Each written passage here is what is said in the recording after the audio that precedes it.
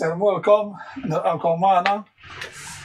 Kellna xejn problema teknika għax l-ewwel darba illi qegħdin inxandru live minn hawnhekk spjeċi minn ġelvan tajjeb u naħseb l-ewwel darba tax-xorta tiegħu bħala live ġa Malta għaw daqsxejn l-internet batut. Il-problema tal-internet f'Malta fuq barra xejn problema, però tħabblu moħħkom għax il-programm xorta ħan nirrekordjaw, qegħdin nirrekordjaw xorta biex imbagħad nagħmluh fuq YouTube u ntukom il-link. Mela, mija għandi kif qed taraw il-Dr. Regonesi. Sallimlek.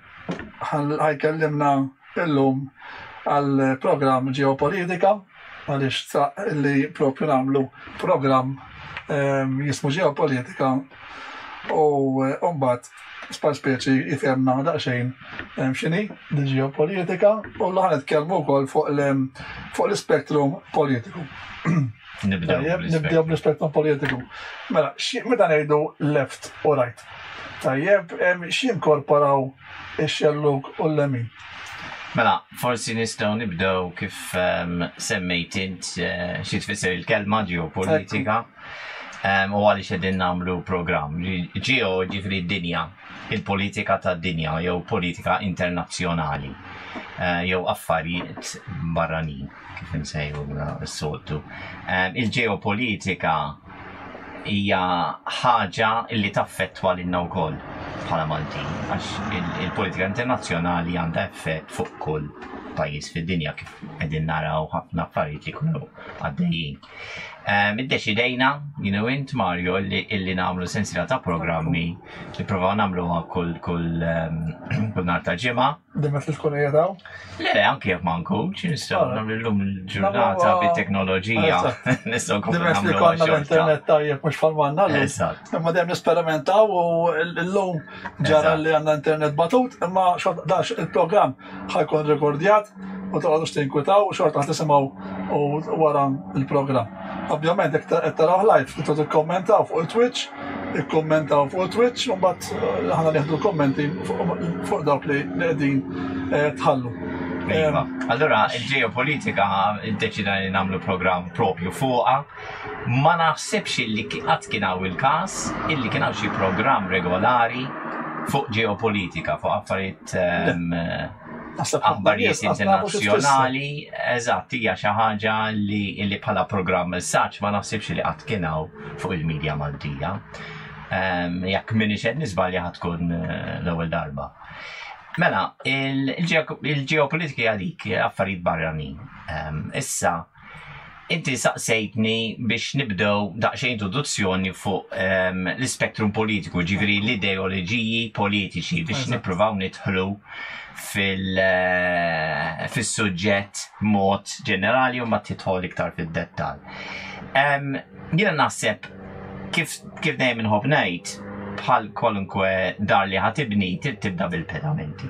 Il-pedamenti tal-ġeopolitika jinstabu fl-istorja. Irridu naraw minn fejn ġejjin u minn fejn ġejja il-politika biex inti tifhem il-preżent. U biex tifhem il-passat li moddi mhux tifhem jew tara dak biss li qed jgħid min jirbaħ il-battalji u jirbaħ il-gwerer, għax ovvjament kif kienu jgħidu min jirbaħ il-gwerer dejjem jagħtik l-interpretazzjoni tiegħu u xek. Min jirbaħ il-gwerra huwa dejjem xi anġlu, xi qaddis u min jitlef dejjem huwa xi demonju. Jiġifieri minn hemm iridu nibdew illi il-politika biex tkun ċara f'moħħ in-nies irridu nkunu kawti u nkunu nafu illi hemm ħafna ingann ukoll. Jiġifieri nkunu intelligenti biżżejjed biex naraw illi meta jippruvaw iġeldu n-nies anki f'pajjiż wieħed dak li jisejjaħ il-polarizzazzjoni pereżempju hija xi ħaġa li ġejja mill-politika fl-antik. Divida ed impera, divide and rule. Ħalli n-nies jibdew qishom jiġġieldu ma' xulxin. Għaliex qed insemmi għadi? Għax ma tkunx tista' tifhem l-ideoloġiji politiċi jekk ma tifhimx dik il-bażi tal-polarizzazzjoni. ħalli meta issa nibdew nitkellmu iktar fid-dettall fuq l-spektrum politiku, inżommu f'moħħna dak il-fatt illi min qiegħed jipprova jmexxi jew jipprova jipperswadi n-nies ikun qed jipprova jippolarizza. Dik hija importanti ħafna. Qed jiġbed lejn ħadd Qed jiġbed għax dan mhux il-politika m'għandix tkun bħal logħba futbol hawn min qiegħed ma' tim Ingliż li ieħor ma' tim Taljan u t-tim tiegħi kollox jagħmel tajjeb u jekk nitilfu għax ir-referee jew għax hekk jew għax hekk, imma dawn huma affarijiet ta' tfal. Sfortunatament il-politika huma ta' dik li hi. Iva, kullimkien. Biex niftehmu. Speċjali. Aħna nitkellmu l-iktar fuq politika internazzjonali. Tinkludi il-Malta, ma fuq xeni lokali ma tantx ħanitlu għax dik mhix ġeopolitika ma tkunx is-suġġett tal-programm. Issa bażikament l-istorja tal-ideoloġiji politiċi. Dan huwa suġġett illi jitgħallem l-università, ix-xjenza politika, titħol ukoll il-filosofija, filosofija tal-ġustizzja, titħol ukoll kif għadna l-istorja. Maħniex ħanajdu kollox nosija, ħanatu daqsxejn background ġenerali biex in-nies jkunu għall-inqas japprezzaw jkunu konxi ta' ċerti punti importanti, ġifieri qegħdin niġġeneralizzaw. Dik importanti. Mhux ħanajt xi ħaġa mbagħad xi ħaġa u dak ma kienx preċiż. F'nofsija ma tistax. Trid bil-fors tiġġeneralizza daqsxejn. Ġifieri dik tkun parti mill-limitazzjoni ta' program ta' nofsija. Ma nix għanamlu korsa l-università nofsija. Mela, minn fejn nibdew? Nistgħu naħseb malajr nibdew minn 800 sen ilu, minn dak li jissejjaħ Magna Carta, The Great Charter. Da x'kien dal-famuż Magna Carta? Ġo l-Ingilterra kien hemm il-feudalizmu kif kien hemm ħafna pajjiżi fid-dinja tista' tgħid kważi kollha. Il-feudalizmu x'kien? Il-feudalizmu huwa illi min għandu is-sidien tal-artijiet, ta' ngħid l-artijiet jiġri territorju kbir, mhux kellu xi dar l-ewwel hemm, jiġifieri daw kellhom territorju enormi. Dawn is-sidien tal-artijiet kellhom tista' tgħid kważi l-poter kollu, il-flus, ir-rikezzi kollha ta' dak il-pajjiż. Dawk kienu li kienu din jikkontrollaw it-tmexxija tal-pajjiż b'sistema li kien jissejjaħ il-feudalizmu. Dak x'kien? Illi dak il-sinjur, għal minn hemm tiġi l-kelma Maltija sinjur, għax il-sinjur mhux għax kellu l-flus, is-sinjur kien is-sit tal-artijiet taħt il-feudalizmu.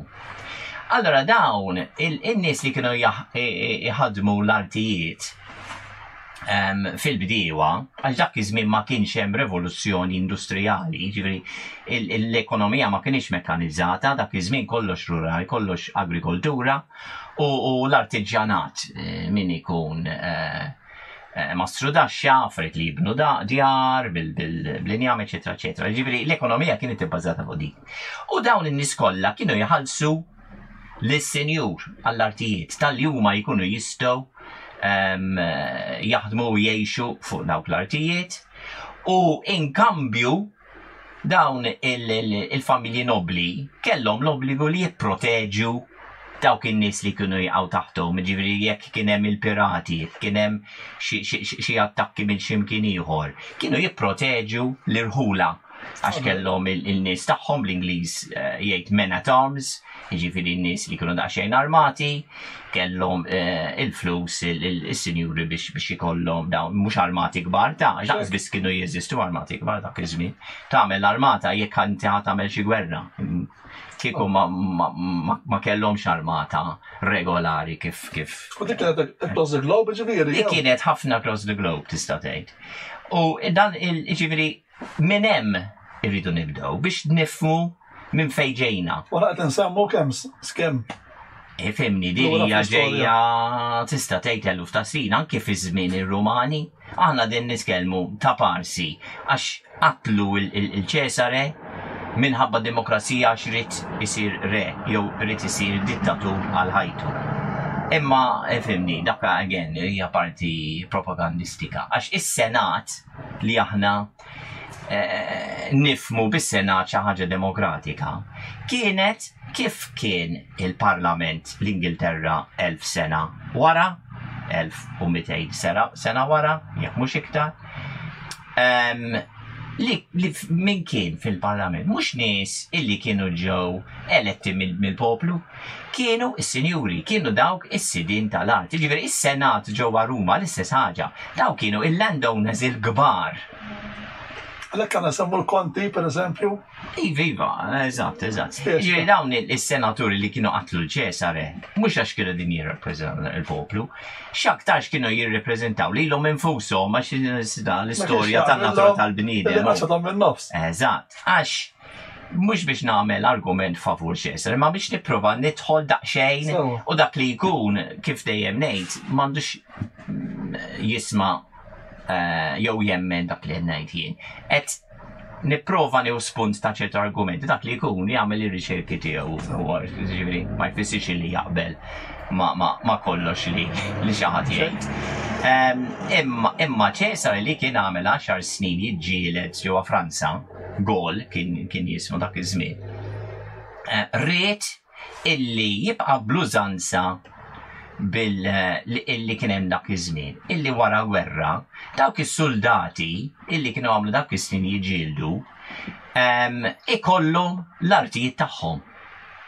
Jingħataw ħafna artijiet meta jiġu lura mill-gwerra, jaħdmu l-artijiet, ikollhom l-artijiet, il-familja tagħhom, ikabru eżatt. U daw is-Senat ma tantx kienu favorevoli għax huma rridu jippruvaw jieħdu kemm jista' jkun ir-rikezzi u l-artijiet huma stess. U għalhekk kien hemm dal-konfront bejn Ċesare li kien il-ġeneral tas-soldati u rrid jagħmel distribution iktar ugwali egalitarju lejn favur is-soldati tiegħu. U s-Senat illi rrid iktar jieħu. Iġifieri minn hawn diġà tieħu spunt illi l-politika u din importanti ħafna.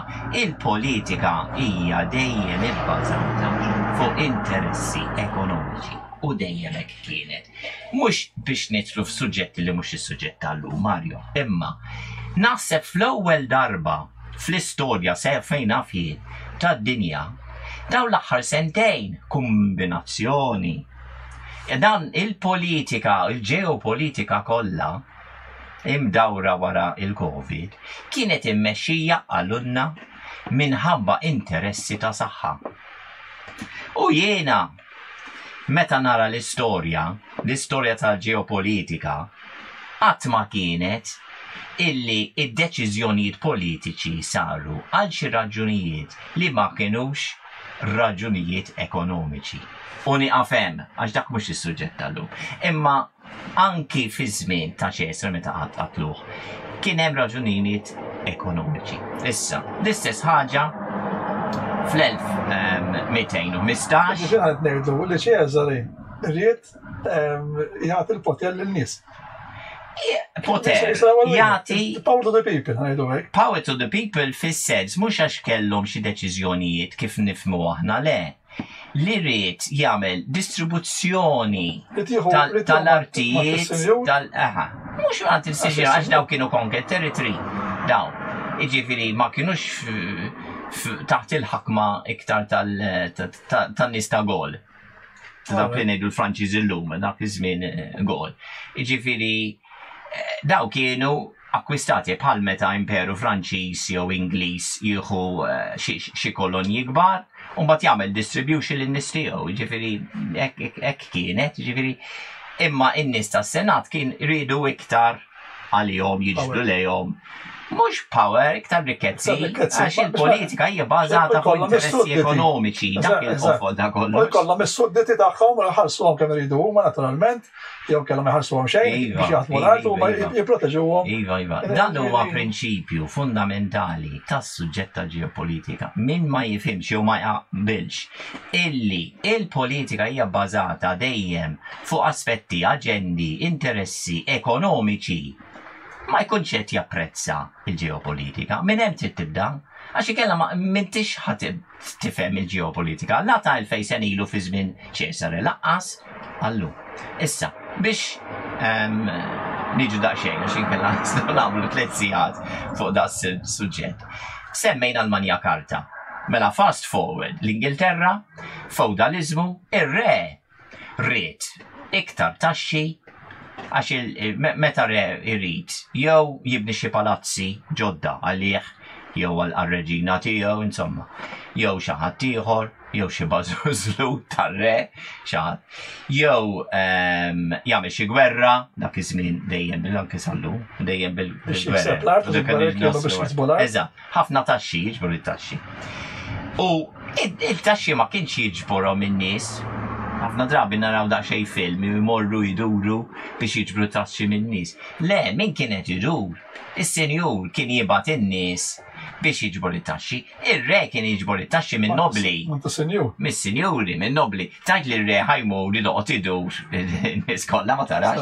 Jiġifieri in-nobli kellhom l-obbligu illi iħallsu dawn il-flus kollha għarre biex jew jibdi palazzi, jagħmel xi gwerra, eċetera, eċetera. Għal-budget ħana jdurek biex nispjegawa, inti għandek dis-siġra. Għandek it-sok prinċipali li huwa r-re. Għandek il-frijej li huma l-ħoxni li huma l-nobli, u l-wera huma il-poplu ġenerali għajdu l-wera. Eżatt. U minn hemm ġiet tista' tgħid bdiet il-politika x'aktarx moderna.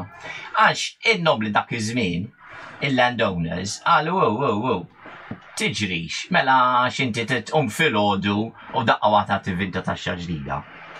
Allura għamlu ribellioni, għalu le, aħna maħniex għan nittollerawa. U kienu għamlu ftehim bejn ir-re u il-nobli illi il-nobli jiġu konsultati u japprovaw bejnietom meta jkun hemm xi taxxa ġdida.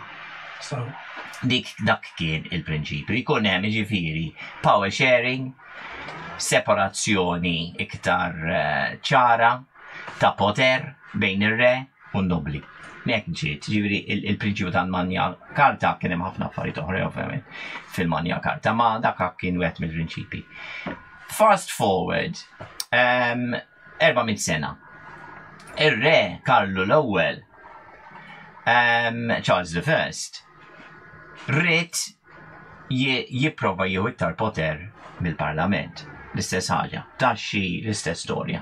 Il-Parlament kien ġie konflitt mar-re u qabad u iddeċida mela ħanieħu l-armati s-soldati u naqbad u narrestom il-parlamentari membri tal-Parlament. Eletti minn? Huma kienu stess, mhux eletti, jekk inti kellek. Mhux mod demokratiku, naqisek immaġina li għandek kamra tal-avukati, kamra tal-periti. Jiġifieri min ikun fil-kamra, min huwa perit. Jiġifieri min kien fil-Parlament, min kellu l-artijiet, jiġifieri mhux kien. Id-demokrazija da. Eżatt. Imma mbagħad sal-lum il-ġurnata l-Ingilterra għandhom il-House of Lords u l-House of Commons. Ma nifhimx id-dettali, ma House of Lords mhijiex eletta mill-poplu, ġirala di ġejja minn żmien żemżem. Jew għax għandek ħafna artijiet u inti tiret it-titlu minn ġenerazzjoni għall-oħra. Jew inkella jkollok life peerage li ir-re jew ir-reġina tappunta l xi ħadd jkun peer u allura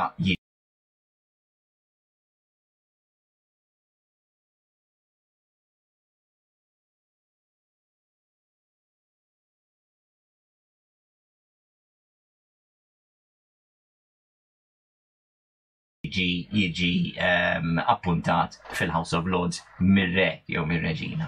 Jiġifieri dak kien il-background dak iż-żmien. U dawn indunaw il-parlamentari kellhom probabbilment l-ispiji tagħhom u ħarbu. Fil-fatt Charles I jgħidu semma dil-espressjoni the birds have flown, jiġifieri laħqu ħarbuli. U spiċċaw gwerra ċivili. Il-parlamentari rebħu il-landowners u da Charles I spiċċa tilef rasu għax għatawlu rasu. Ġir għatawlu rasu iktar minn 100 sena qabel ma għataw ras il-re ġewwa Franza fir-Revoluzzjoni Franċiża ta' 1789. Meta għatlu il-re u r-reġina minn li għax 1791, xi sentej 3 snin wara li bdiet ir-rivoluzzjoni. Ġifieri, meta huma ġġieldu, meta nsemmu gwerra ċivili, il-gwerra ċivili għaliex il-nobli għabdu s-suddi tagħhom. Eżatt.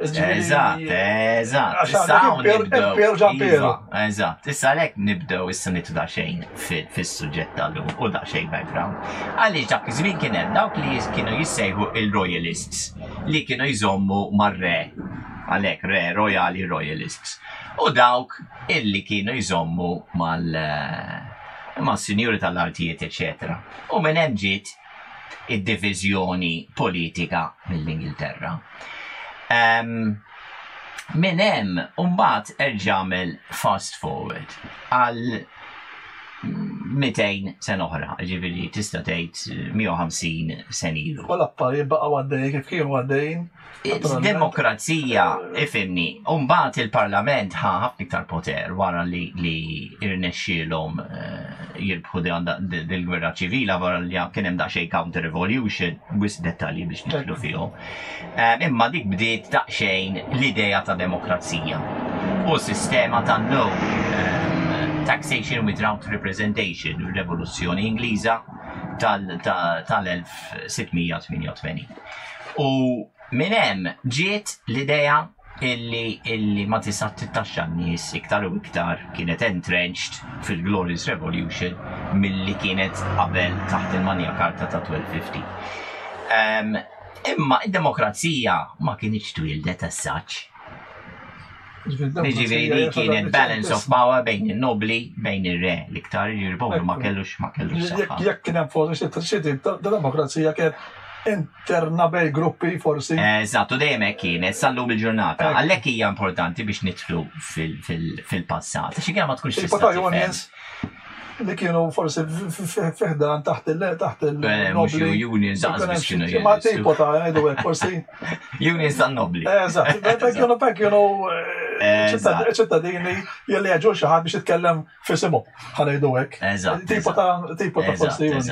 Issa, kien hemm tibdil ieħor meta tqajmet ir-Rivoluzzjoni Franċiża 1789. Għalax imbagħad qabel ma kien hemm ir-Rivoluzzjoni Franċiża diġà kien hemm separazzjoni ta' jew konflitt bejn żewġ poteri tan-nobli li kienu jissejħu l-Ancien Reġim, ġifieri reġim l-antik tan-nobli, ġifieri bbażat fuq l-artijiet, il-feudalizmu. U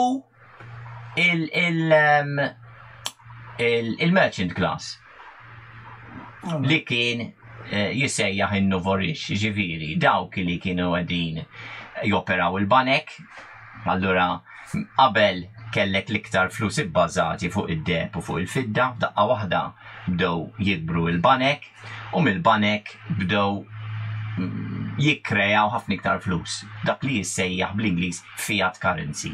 Ġir minn flok għandek deb biss, għandek ħafna flus li huma suppost ibbekkjati mid-deb, imma ma tispiċċa ħafna iktar flus milli flus li huma mbakkjati mid-deb. Għal din hija parti mill-logħba u dan niġu għalih tartar. Inflazzjoni, eċetera. Iva, il-flus eżatt, l-ekonomija. Imma qabel l-ekonomija kienet ibbażata fuq id-deb il-fidda bħala flus u bħala makkinarju ekonomiku it-territorju biss, ġifieri l-agrikoltura. X'in mbagħad bdiet ir-rivoluzzjoni industrijali? Fuq il-ġid. Bdiet mbagħad tip ta' kapitaliżmu mhux ibbażat fuq it-territorji, fuq l-artijiet, ibbażat fuq kapital ta' flus ta' banek, fiat currencies, u kapital, fabbriki, makkinarju, etc. U bekk beda jitwielet il-kapitalizmu, għax qabel kien hemm il-feudalizmu u ibbażat fuq l-Ancien Reġim. In-Nouveau-Riche kienu din jagħmlu flus mill-banek u jagħmlu flus mill-manufatturat. U bekk ġiet. Nana fl-18th century dit ngħidu nibdew. 200 sena fl-ura. Eżatt. 200-300 sena bidu. Ġuri minn hemm bdiet. Mbagħad kien hemm ġuri il-bilanċ ta' poter beda jixxiftja mbagħad. Ir-re kellu inqas. Il-familji nobli kellhom inqas iktar u iktar ġewwa Franza għax qatluhom kważi kollha tista' tgħid. U mbagħad beda il-poter il-ġdid ibbażat iktar fuq il-kapitaliżmu. Ftit snin wara, dana kien ġi żviluppat bħala ideoloġija minn nies mill-ekonomisti. L-ekonomisti tal-seklu 19 bdew jiżvolġu dawn l-ideoloġiji li kienu bbażati fuq l-ekonomija. Karl Marx kien ekonomista. Ma kienx filosofu politiku biss, u kien ekonomista. Karl Marx u Engels illi bdew illi komplew jiżvolġu l-idealizmu tas-soċjaliżmu li beda mbagħad jissejjaħ komuniżmu jew marxizmu. Dawk kienu bbażati fuq challenge għal kapitalizmu. Mela beda jiżvolġi ruħu il-kapitalizmu, jiġifieri is-saħħa bbażat fuq il-kapital ta' flus, kapital ta' makkinarju, kapital ta' fabbriki, eċetera, eċetera. U kapital ta' risorsi umani, għax anki in-nies li jaħdmu ġo fabbrika dak huwa parti mill-kapital. Imma trid tħallsu, ovvjament, le? Imma ma kien hemm da challenge għax l-isfruttament dejjem kien jeżisti. Jiġifieri meta kien beda jiżviluppa s-soċjaliżmu u l-marxizmu u komuniżmu, kien hemm iktar awareness għax qalu isma' qabel kien hemm l-isfruttament fuq l-artijiet. Issa għax hemm il-fabbriki eċetera xorta hemm l-isfruttament għax qabel kienet jiġi sfruttat il-bidwi. Issa jiġi sfruttat min qed jiġi impjegat. U kollox qed imur għal min għandu l-kapital, il-banek, il-makkinarju, eċetera, eċetera. Allura kien hemm l-iżvolġiment tal-ideoloġija soċjalista u komunista. U bil-mod il-mod bdiet tiżvolġi wkoll l-ideoloġija ta' demokrazija. Issa, di importanti li nifmu, illi meta nitkellmu fuq ideoloġiji, ma nix id-din ngħidu trid tiddaħħal xerti affarijiet ġo kaxxa u dawn qegħdin jew ġo kaxxa waħda, jew oħra. Għax ikun hemm ħafna affarijiet inkomuni, affarijiet konfliġenti, ġifieri un po' importanti. Nista' l-argument, jiena nkun komunist, imma mbagħad naqbel, per eżempju, mal-kapitalizmu, forsi seġġatur tal-kapitalizmu forsi. Għalek, iva. U anki aspetti demokratiċi. Iva. Biex tmur timxi. Eżatt. Mannaħat li jiftillek. Ekku. Iġifieri il-soċjaliżmu kien iktar ibbażat fuq idejat, prinċipi ta' ġustizzja soċjali, li jkun hemm distribuzzjoni iktar ekwa tal-flus, tal-rikezzi, u mhux jispiċċaw, jiffiltraw, jiġu filtrati minn ta' fuq biss. Ġifieri jkun hemm iktar distribuzzjoni. U iktar assistenza għal min ma jiflaħx. Min huwa anzjan, min forsi huwa marit, min għadu żgħir, mhux kulħadd jiflaħ jibgħat nies l-università jew l-iskola fejn trid tħallas jekk m'għandux biżejjed flus. Ġifieri kien hemm dawk il-prinċipji illi min huwa iktar żvantaġġjat l-istat jibda jgħinu. Ġifieri dik kienet parti. Għalhekk is-soċjaliżmu hawnhekk bida mbagħad naħseb jieħu jaqbad l-art fuq dik tema. Ġifieri dejjem hekk, meta bdiet tiżvolġi ruħha 170 sen ilu bietu ieħor tista' tgħid iktar minn 200 fi żmien il-Rivoluzzjoni Franċiża. Ġifieri dawk kienu l-prinċipji. Ġifieri dawn dejjem kien hemm min qed jiġbed lejn il-ġustizzja soċjali, min kien jiġbed lejn il-kapitalizmu. Imma ma dawn il-150 sena bdew jiżvolġu. Ġifieri il-kapitalizmu huwa parti mill-lemin. Issa niġu għalija, iva. U s-soċjaliżmu huwa parti mill-xellu. Issa niġu għalija, kważi wasanna għalija. Għax mbagħad nel-frattemp is-seklu liħor x'ġara kien hemm l-iżvolġiment tal-Marxizmu illi ġi il-forma tal-Bolxevizmu u komunizmu ġewwa il-Russja jew ġewwa l-Unjoni Sovjetika. U kien hemm kienet jiżviluppa ruħu l-faxxiżmu l-ewwel li kien minna ma tiġrix. Issa l-faxxiżmu tista' tgħid l-ewwel pajjiż li kien qed jiżvolġa il-faxxiżmu kien l-Italja ta' Benito Mussolini. Imma ta' min jgħid illi fil-fatt minn hemm ġejja minn kelma Taljana minn fascio. Imma għax il-fasċi m'għandux nidħlu ħafna fid-dettall. X'kienu l-fasċi wkoll. Imma Mussolini stess kien membru imlaħħaq fil-Partit Soċjalista. Jiġifieri hu kellu background ta' soċjalista. Tantu hekk illi qabel l-ewwel gwerra dinjija hu kien kontra l-Italja tidħol f'gwerer. Kien iktar paċifista u mal beda jdur. Fil-fatt rrid nagħmel interessanti ġifieri da mis-soċjaliżmu letteralment qaleb għan-nazzjonaliżmu. Jew mhux għalhekk ma tistax, imma mhux għalhekk ma tistax iddaħħal xi ħaġa ġo faxxa. Għax aħna tant aħna again ħannużaw l-eżempju tal-futbol. Min huma l-Ingliżi faċli tidentifika tim Ingliż, tim Ingliż, tim Taljan, tim Taljan. Jekk inti twellit tim Ingliż, mela qasek tim Ingliż. Jekk inti tim Taljan, jew Brażiljan, eċetera. Imma il-politika mhix daqshekk. Mhijiex black and white. Żgur, mhux dik il-problema. Imma n-nies qishom jew jispiċċaw jaħsmu mod kompartamentalizzat u jaraw il-ħajja iswed jew abjad.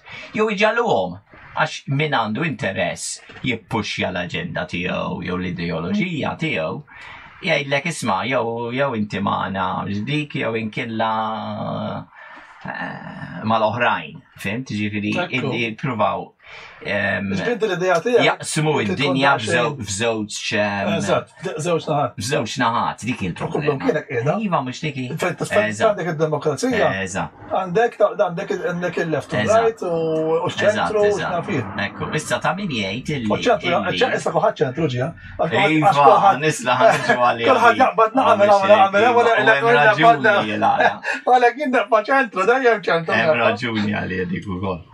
Allora, biex nabda xej background tas-seklu liħor, anki ġewwa l-Ġermanja kienu qegħdin jiġu ftit minnhom minn background soċjalista. Tantu hekk illi il-partit li kien jismu n-Nazi Party, l-isem propju kien National Socialist Party, Nazzjonal Soċjalista. Nazzjonal Soċjaliżmu. Iġu National Socialist, Nazi. Iġu anki dawk kienu ġejjin minn dak il-background. National Socialist.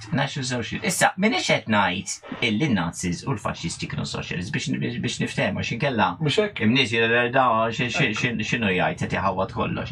Imma il-background minn hemm kienu ġew. U għaliex bdew jiffukaw fuq tip ieħor ta' ideoloġija. Għaliex il-komuniżmu kellu aspett internazzjonali. Di importanti ħafna għax jumat meta nibdew nitkellmu affarijiet fil-kapitli li jmissu, u mbagħad kollox jibda jinftiehem għax jumat tibda tiġġunġi ta' il-puzzle eżatt. Il-komuniżmu kien hemm dal-ħsieb illi għax kien ibbażat fuq l-ugwalanza ta' kulħadd u distribuzzjoni tal-rikkezzi. Rridu illi il-policies ma jkunux ristretti għal pajjiżi. Rridu jagħmluha, jestenduha b'mod internazzjonali. Tantu hekk li ffurmaw dak li kien jissejjaħ il-Comintern, Communist International. Jiġri kellhom push, focus, enfasi fuq ideoloġija internazzjonali. Sekonda, mela ngħidu komuniżmu. x'ridu nfissru bija? Ħalli n-nies jifhmu. Għax komuni x'ħaġa kollu ħadd. Il-komuniżmu, l-ideoloġija tal-komuniżmu kienet illi kien hemm identifikat class struggle, jiġifieri konflitt bejn il-klassi li kienu jmexxu il-kapital, il-kapitalisti, il-sinjuri, il-nuvorix, il-sinjuri il-ġodda, u il-ħaddiema. Dak li kienu jissejħu minn Marx u Engels il-proletarjat. U kien hemm dal-clash, u kien hemm dal-clash ta' dawn iż-żewġ klassi. U minn hemm ġiet, u l-idea tal-komuniżmu kienet illi l-poter jiġi fidejn il-proletarjat u jitneħħa minn dak li għandu il-kapital. Tantu hekk inti kif ħadd neħħi il-poter. Tneħħi il-poter minn dak li għandu l-kapital billi tneħħilu l-kapital. Għax jekk ħajibda bil-kapital xorta ħajibqa' bil-poter. Trid tiftakar illi Marx kien ekonomista. Mela u kien jaħseb moħħ ta' ekonomista. U kien jgħid min għandu l-kapital, jekk għandu ħafna poter, biex tneħħilu l-poter trid tneħħilu l-kapital. Mela daw ġew żewġ fatturi ma kienx hemm biss l-idea tal-ġustizzja soċjali li kien il-prinċipju ġenerali tas-soċjaliżmu, imma kienu jmorru oltre, kienu jgħidu isma' il-kapital jitneħħa minn dak li kienet imexxi u kulħadd jiġi equal. Dak kien il-bażi tal-komuniżmu. Issa hemm aspetti oħra tal-politika.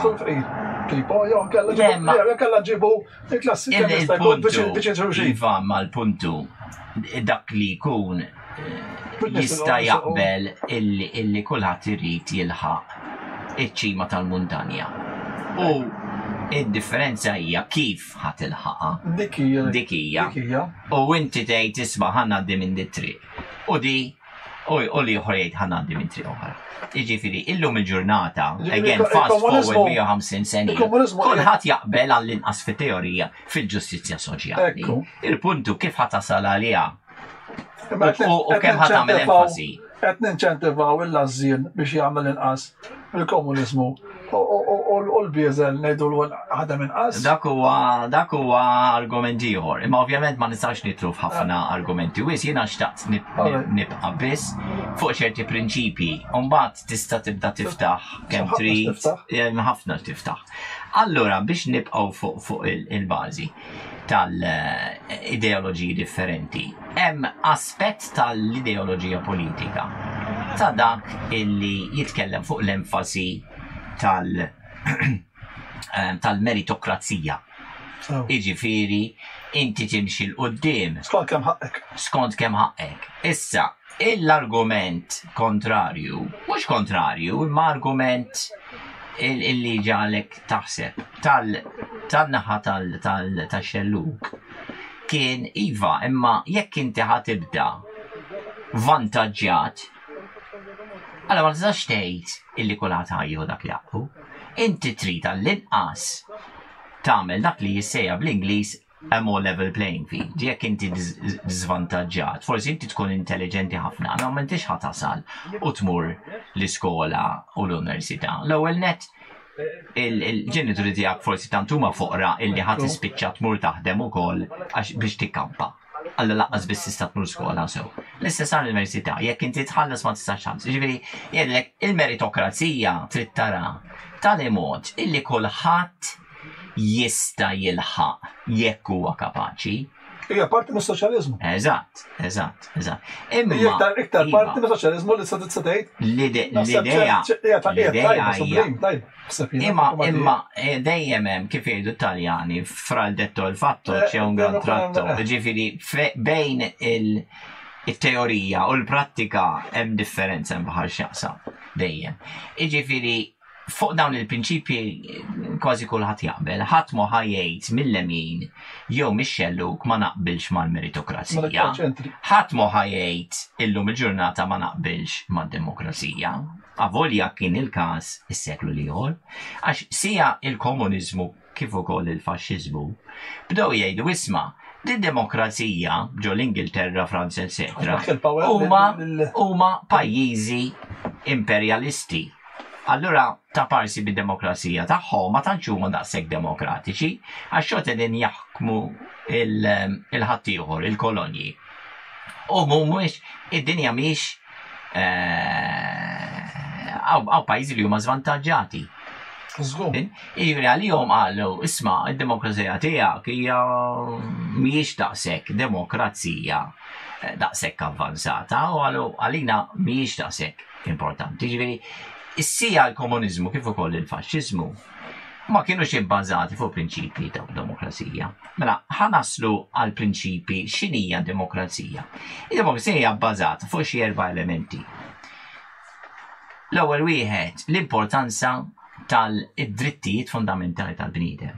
Għalhekk, maħniex ħanidħlu fil-każ li qed isir hawn Malta, imma hawn ħafna nies illi ma japprezzawx l-importanza tad drittijiet fundamentali. Jgħidu iva ma dina nistgħu affarijiet oħra huma iktar importanti għax is-saħħa jew emerġenza, eċetera, eċetera. Le, id-demokrazija hija mibnija fuq xi 4 pilastri.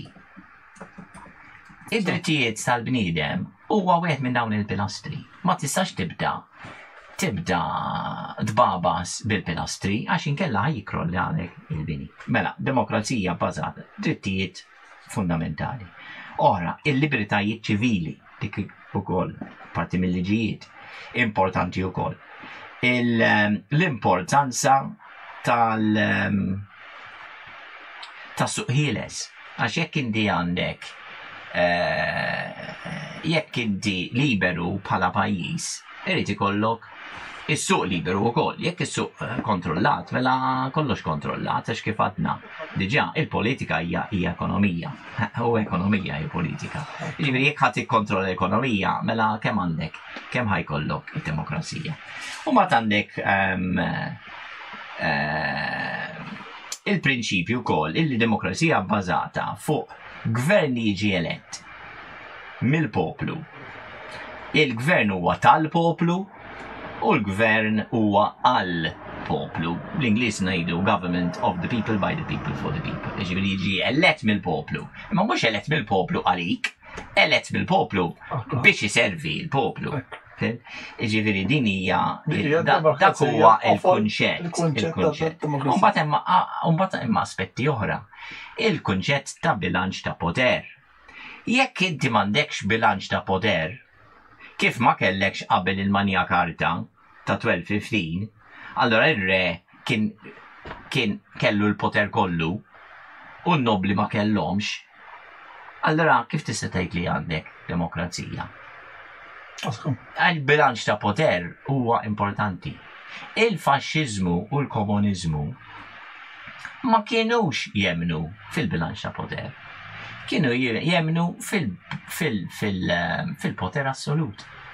Tantu hekk illi il-komuniżmu kif żvolġa ruħu ġewwa l-Unjoni Sovjetika, il-Bolxevizmu, kien estrem għaliex rridu jikkontrollaw il-poter kollu taħt il-partit komunista. U l-istess ħaġa il-faxxisti u n-nazisti taħt il-partit faxxista taħt il-partit nazista. L-assolutizmu, dittaturjat. Issa, dawn. Dittatura m'għandekx demokrazija, bis-sens m'għandekx elezzjonijiet mhux hekk? Eżatt, ġifieri l-ideoloġija għandek dak li huwa iktar moderat. Kif għadna semmejna. Il-kapitalizmu jista' jkun moderat, jista' jkun estrem. Is-soċjaliżmu jista' jkun moderat, jista' jkun estrem. Il-liberalizmu jista' jkun moderat, jista' jkun estrem. Anke il-liberalizmu jista' jkun estrem, kollox jista' jkun estrem. Issa l-estrem jintaqgħu. Issa din hija. Kważi.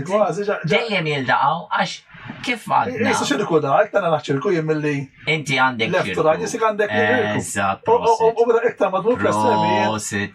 Jekk għandek ċirku u ħatitlaq minnaw. U ħatitlaq minn hemm u tibqa' sejjer. Eżatt. Jiġifieri, meta kellek il-faxxiżmu li kien reaction għal komuniżmu b'ideoloġija internazzjonali għax qalu le, aħna rridu niffokaw fuq dak li huwa fl-interess tal-pajjiż nazzjonali għalhekk national socialist as opposed to international socialist jew international communist, Comintern. Fim? Iġifieri, qalu le, irridu niffokaw iktar fuq il-nazzjon. Għalhekk l-idea tal-patriottiżmu huwa iktar tal-lemin estrem. Għax qalu le, irridu niffokaw fuq il-pajjiż. Mentri il-komuniżmu kien jgħid le, ħan waqqaw il-borders kollha. Ħan niffokaw fuq aspetti internazzjonali anki di importanti għax imbagħad naslu għaliha fil-globalizzazzjoni. Iġifieri l-estremitajiet iva jispiċċaw jiltaqgħu. Avolja il-punto di partenza kien differenti, il-faxxisti nazisti kellhom il-punto di partenza l-importanza tal-nazzjon. U minn nazzjon jiġu ma tanki r-razzizmu, għax jgħidlek mela n-nazzjon tiegħi iktar għandu jkun aqwa minn di. Aqwa minn di, forġi r-razzizmu jiġi meta, ma mhux għax. U nispeċċaw bħalma ġara. Mhux għax jekk inti patriottiku jew qed tiġbed lejn in-nazzjon għandek tkun razzizz biex niftehom aħna ngħidu x'jekk inti taqbad dik l-ideoloġija u timxi biha mod estrem. Ekku. Ġifieri l-estrem huma jasal għar-razzizmu. L-estrem tal-komuniżmu jasal għad-dittorat tal-partit. Tal-partit. Għax, ma tistax tgħid il-komuniżmu kien kontra l-kapitalizmu. Il-kapitalizmu baqa ġewwa l-Unjoni Sovjetika, imma l-kapitalizmu kien ikkontrollat mill-partit. Għax il-kapital kien kollu kontrollat mill-partit. Ġifieri, dak li jissejjaħ kapitalizmu tal-istat, minflok kapitalizmu tal-individwi, illi huwa bbażat fuq is-suq ħieles, kapitalizmu tal-istat, state capitalism. Ġifieri kapitalizmu ma tistax teqredu kif tista' biex inti teqret il-kapitalizmu trid teqret il-kapital. Jekk ħa teqret il-kapital, jiġifieri ħa teqret il-beni kollha tad-dinja, l-assi kollha tad-dinja. Ġifieri il-kapital ma tistax teqredu tista' tneħħih eżatt minn idej biex tagħti ħaddieħor. Issa l-komuniżmu ma kienx fidejn il-poplu, kien fidejn il-partit. Dik il-problema. Dejn il-partit. Mhux kollox il-partit. X-il-gvern huwa tal-poplu. Le, ma l-gvern ma kien il-partit. Ma kienx il-differenza bejn il-gvern u l-partit. Għax dittatura. Ekku, meta tasal l-estrem, il-gvern ikun il-partit u l-partit ikun il-gvern. U da sar fil-kas tal-komunizmu u sar fil-kas tal-fasċizmu tal-nazizmu. L-istess ħaġa.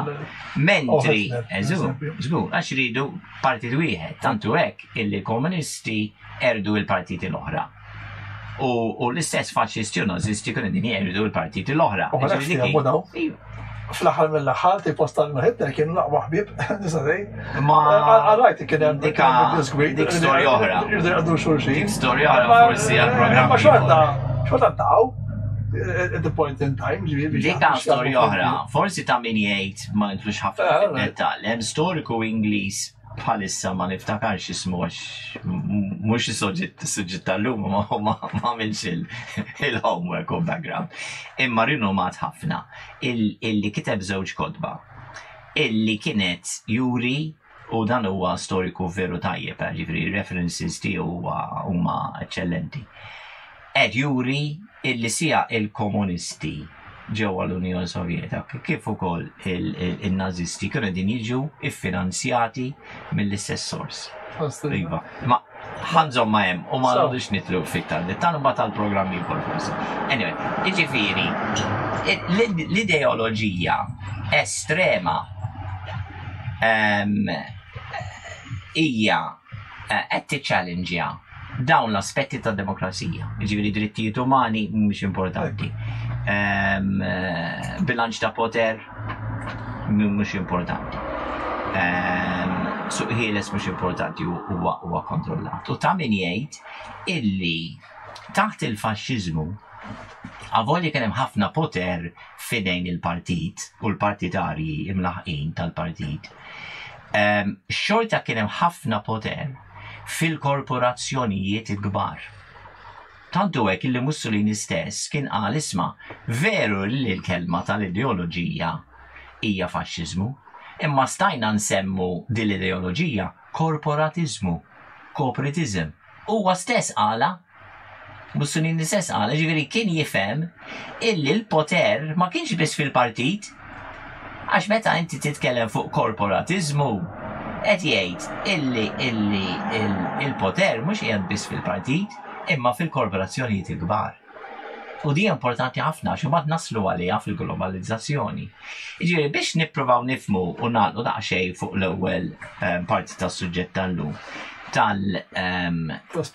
tal-ideoloġiji fl-ispektrum politiku. Illum il-ġurnata kif semmejt inti, kulħadd qed jipprova jiġbed lejn in-nofs. Għax wara ftit snin kienet tiġi iktar qed tidher iktar ovvja illi inti trid tevita l-estrem, l-elementi estremi u tipprova tieħu l-aspetti tajbin min-naħa tal-lemin u l-aspetti tajbin tan-naħa tax-xelluk u tevita l-aspetti ħżiena negattivi. Għax ma tistax tgħid il-kapital huwa ħażin, jew kapitalizmu huwa ħażin, jew is-suq komuni huwa ħażin. Laqas tista' tgħid illi l-ġustizzja soċjali hija ħażina. Jrid trid tieħu l-aspetti tajbin miż-żewġ naħat. Imma min huwa polarizzat ma jarax il-ġeopolitika minn dawn il-lenti. Jgħid le għax jiena mill-lemin jew jiena mix-xelluk. Imma x'in tibda tifhem minn fejn huma ġejjin l-ideoloġiji u tifhem kif sviluppaw ruhom, tibda tifhem illi hemm elementi tajbin minnaħa u elementi tajbin minnaħa l-oħra u elementi ħżina mis-żewġ naħat. Allura biex inti tiġbed il-biċċiet tajbin u mhux l-oħrajn, tajt mira iktar ċentrali. Eżatt. U minn hemm ġiet issa kulħadd jibda jgħid għax jiena lemin ċentrali jew jiena xelluk ċentrali. Jiġifieri din hija logħba ta' marketing. Biex imur fejn irid. Għax illum il-ġurnata ħadd ma ħajjejt isma' jien estrem, ma tarax. Ħadd ma ħajjejt jiena faxxist jew jiena komunist. Għax ħadd ma ħajjivvutalek. U ma jimplementa li jrid li tbda jkun fil-poter. Dik il-problema u rajna ġara u qed naraw. Ġifiri, jekk inti tara l-affarijiet li huma negattivi mill-estrem, sfortunatament tara ħafna minnhom li huma preżenti anki llum il-ġurnata. Għalhekk in-nies naħseb iridu jiftħu għajnejhom u jgħidu isma' tiġrix bl-idea li daw kollha center left jew center right. Għax l-elementi tad-demokrazija dawk il-pilastri li semmejna kemm għadhom hemm, kemm għadhom b'saħħithom, jew qegħdin jibdew jikkrullaw. Għax jekk qed jikkrullaw, jiġifieri qegħdin nispiċċaw navviċinaw l-estremi. Issa tajt sejjaħlu estrem tal-lemin, estrem tax-xelluk, mhijiex daqshekk differenti. Għax l-elementi ta' demokrazija jew ħadd appoġġjahom, jew m'intix ħadd appoġġjahom. Dik hija l-istorja. Kemm element fil-komuniżmu qawwi naħseb. Għasab għal-innes u l-komunizmu jien fċertu. Jiena naħseb illi l-opinjoni tiegħi hemm elementi tal-faxxiżmu li qegħdin naraw illum u hemm elementi tal-komuniżmu li qegħdin naraw illum. Imma mhumiex qed jissejħu faxxiżmu jew naziżmu u komuniżmu. Għax jekk inti tara illi xin tibda titkellem fuq globalizzazzjoni. Globalizzazzjoni hija il-poter minnaħa tal-ekonomija tal-kumpaniji kbar imorru oltre il-konfini ta' pajjiż. Jiġu internazzjonali. Mela, kemm għandu poter l-organu li jiġi elett mill-poplu u kemm għandu poter l-industrija, il-kumpaniji. Għax jekk Mussolini wkoll kien innota illi anke fil-faxxiżmu kien hemm ħafna poter fil-kumpanniji. U din narawha anke fin-Naziżmu. U jekk fil-komuniżmu nafu li illi kien hemm ħafna poter fil-partiti, mhux għax ma kienx hemm poter fil-partiti faxxisti nazisti dak ukoll. Imma fil-każ tal-komuniżmu ma kienx hemm poter ta' kumpanniji li ma kienux parti mill-partit. Dak li jrid ngħid. Jiġifieri illum il-ġurnata kemm għandhom poter il-kumpaniji l-kbar. Issa meta ngħid il-kumpaniji l-kbar din ngħidu dak il-Fortune 500, dawk il-500 kumpanija li qegħdin fil-lista tal-Fortune 500 l-ikbar kumpaniji fid-dinja daw qegħdin jigglobalizzaw ruhom. Min għandu kumpanija żgħira, min għandu ħanut Malta jew Greċja, min għandu ħanut daw jew min għandu restorant daw, ma naħsibx li ħajiftaħ ċejn ta' restoranti dinja kollha. Ħanamluha ċara. Is-small and medium enterprises m'għandhomx jaqsmu mal-globalizzazzjoni. Il-globalizzazzjoni hija kumpanija kbira li tiġi globalizzata u jekk ħafna poter qiegħed konċentrat f'dawn il-kumpaniji kbar, inti x'ħajkollok? A corporate state. Jiġifieri il-problema tal-estrem, ta' ideoloġija estrema illi ħatasal f'dak li jissejjaħ stat polizjesk. Għax m'għandek xi drittijiet ta' minnex il-pulizija ħafna poteri, l-individwi m'għandhomx ħafna drittijiet ta' qabel, ħafna sorveljanza, din hija importanti wkoll. L-aspett ta' sorveljanza li semmejna li qiegħda taspandi ruħha. L-aspett ta' sorveljanza hija Naħseb li importanti. kbar fiċ-Ċajna qiegħda fil-pajjiż ngħidu hekk Tiġrix kullimkien. Kullhom kien qiegħda, ma minn hemm nisu bdiet. Kullimkien. U kun jaf x'in tagħmel mhux intix tagħmel Kullimkien. Imma għalhekk għadna illi biex tifhem il-politika internazzjonali tal-lum xi fiction din. trid tara minn fejn aħna ġejjin. Biex tifhem id-demokrazija trid tifhem il-pilastri tagħha. Jekk għandek dawk il-pilastri li semmejna, biex inti iżżomm u tissalvagwarda demokrazija għandek bżonn ċerti affarijiet. Fosthom it-trasparenza. Jekk inti ma tkunx trasparenti u tieħu deċiżjonijiet wara l-kwinti bil-moħbi, mhux inbilli tgħid imma jiena ġejt elett mill-poplu ta' grazzi. Tiġi elett mill-poplu u mbagħad ħadd ma jaf għax aħna m'għandniex demokrazija. Għandek 5 snin. Hija gvern mill-poplu u għall-poplu, mela iva, inti ġejt elett mill-poplu, imma mbagħad jekk inti ħadd tieħu deċiżjonijiet wara dari u inti ħadd tiffirma kuntratti kbar u inti m'intix ħadd tiżvelhom u tgħid illi daw jibqgħu segreti. Mela fejn hija trasparenza? Fejn hija demokrazija? Mingħajr trasparenza m'għandekx demokrazija. It-tieni ħaġa trid iżżomm is-separazzjoni tal-poter. Jekk il-poter jiġi fl-organi tal-istat u fil-kumpaniji kbar illi qisu qegħdin jiżżewġu daw qegħdin fis-sodda fl-imkien, il-kumpaniji kbar ma' min qiegħed fil-Kungress, fil-Parlament, fil-Gvern, eċetera.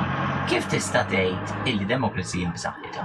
Għax inti min qed jiġi elett laqqas biss għandu jitkellem ma' dawn il-lobbies.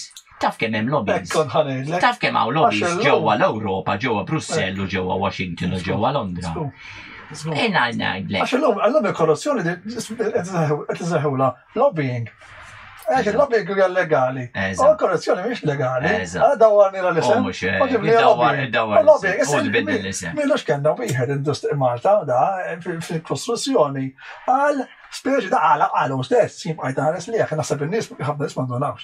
Da għalina nintaqa' ma' ministri qabel ma' ministra tal-kamra minna għall-oħra, speċi biex nara u ma kif jasbu hekk ħanibni pereżempju hawnhekk qabel ma nitfa' l-application u qabel ma nibda nibni. Mela inti hemmhekk għandek il-lobbying, dik jiena li dik hija lobbying. Il-politiċi fid-dinja kollha, mill-Kungress Amerikan, għall-Parlament Ewropej, parlamenti ta' pajjiżi kollha Ewropej. M'għandhom fl-opinjoni tiegħi jekk ridu noqogħdu għal prinċipju tad-demokrazija m'għandhom qatt jitkellmu mal-lobbies. Laqqas uffiċċju? Laqqas biss jitkellmu, laqqas biss jiltaqgħu magħhom. Fejn għandek tiltaqa' magħhom? Din aspett ta' Malta għandek uffiċċju Huwa parti minna din, niġi għandek ngħidlek isma' Ministru għandi bżonn din jew mhux lobbying dik xi meċ. Umbagħad hemm aspetti ieħor ta' demokrazija li hija il-medja ħilsa. Li l-lum il-ġurnata, jiddispjaċini ngħid, ma teżistix. Issa, ħatir min qiegħed fil-medja jgħidu da estrem, eċetera, ma teżistix. Ma teżistix. Kif tista' teżisti jekk inti m'għandekx indipendenza, separazzjoni ta' poter bejn il-medja u min qed jiffinanzja l-medja? Jiġifieri il-medja kemm qed iddaħħal flus mir-reklamar tal-gvern, mill-reklamar ta' partiti, mill-reklamar tal-industriji, mill-reklamar tal-lobbies, mill-reklamar tal-industrija farmaceutika, mill-reklamar tal-industrija tal-komunikazzjoni. Jiġifieri jekk inti qed tgħix minn dan reklamar kollu, inti ħadd maqdar waħda minn dawn l-industri, minn dawn is-setturi tal-komunikazzjoni, jew tal-4G, jew tal-5G, jew farmaceutika, jew vaċċini, jew l-istess il-gvern, jekk inti qed tiġi. Indipendenza ma tix teżisti. L-indipendenza tal-medja ma teżistix. U anki s-social media. Għax il-medja l-kbira, qegħdin ngħidu, il-kbar, ta' fis-social media. Inti parti bis-social media. Imma inti isek parti mill-SME, Small and Medium Enterprise, m'intix globalizzat. Mentri il-Twitter, il-Facebook u daw il-YouTube, dawn huma globalizzati. Jiġifieri dawn għandhom ħafna iktar saħħa mill-individwu żgħir. Meta ngħidu social media għandek is-social media il-ġgant. U is-social media in-nies il-miljoni l-eluf li qegħdin jikkomunikaw tramite l-internet. Eżatt. Through bot, jisfek il-ħabs, jew jaralek il-page. Ġifieri da is-saħħa tas-social media. Il-social media il-kbira din ngħidu mhux iż-żgħar, il-kbar huma bħal kumpaniji il-kbar li mhumiex bħal l-SMEs, Small and Medium Enterprise. Ġifieri il-problem hija f'dawk il-kbar. Jiġifieri qisna u erġajna wasanna. Minn fejn tlaqna meta għadna illi qabel kien hemm il-kapitalisti il-kbar b'saħħithom. U iż-żgħir kien jaħdem għalihom ġol fabriki jew jaħdem l-art, eċetera, u kien żgħir. Illum il-ġurnata għandek l-istess problema illi m'għandekx distribuzzjoni laqqas ta' poter u laqqas ta' flus u assi. M'għandekx distribuzzjoni ekwa. Għax il-kontroll tal-medja, tal-komunikazzjoni, il-kontroll tal-iswieq, l-istess li nitkellmu suq ħieles. Illum il-ġurnata jeżisti suq ħieles. Jekk m'għandekx suq ħieles, m'għandekx demokrazija. Jekk m'għandekx medja ħielsa, m'għandekx demokrazija. Jekk m'għandekx trasparenza, m'għandekx demokrazija. Mhux hemm billi n-nies il-politiċi jiġu eletti. Tlieta amminati bil-kbir. Għax suq ħieles ma jistax jeżisti jekk inti għandek monopolji. Jekk inti għandek kartels. Ġifieri bejn 4-5 kumpaniji kbar. Karozzi, ditti biex isir waħda. Ġifieri l-airlines kollha din jinxraw mill-istess iktar u iktar issa wara dawn l-aħħar sentej. Ħafna minnhom qed jifallu, l-istess ħaġa iċ-chains tal-lukandi, ħafna minnhom dew jagħlqu, chains tal-restaurants u min jixtri il-hotel kbir jibda jixtri. Ġifieri dawn il-kartels u ħafna mergers, jekk tara il-mergers li saru dawn l-aħħar 30 sena huma assolutament fenomenali. Ġifieri mergers jibdew jimmerġaw kumpanija enormi ma' kumpanija oħra enormi li jiġu kumpanija waħda. Ġifieri dawn il-kartels, dawn il-monopoli qed ikissru is-suq ħieles. Is-suq ħieles huwa mibni fuq is-small and medium enterprises. Jekk inti ħadd tkissirhom, inti ħadd tkisser is-suq ħieles. It's as simple as that. Ġifieri, jekk qegħdin noqogħdu niftaħru bid-demokrazija li għandna illum, kemm hija b'saħħitha id-demokrazija? Dak trid. Għax jekk inti għandek medja li mhix b'saħħitha mhix ħielsa, suq li ma tantx huwa ħieles, għandek lobbying power, ġifieri min qed jiġi elett iktar qed jiddeċidi favur il-lobbyists milli favur in-nies li jeleġuhom. Jiġifieri id-drittijiet fundamentali nibdew immissuhom. Kollok kriżi ta' saħħa, eċetera, tibda tmisshom u tibda tgħid hekk għax li importanti. Kif jista' jkun? Għal inti ħatfarrak kollox. Tfarrak is-suq ħieles.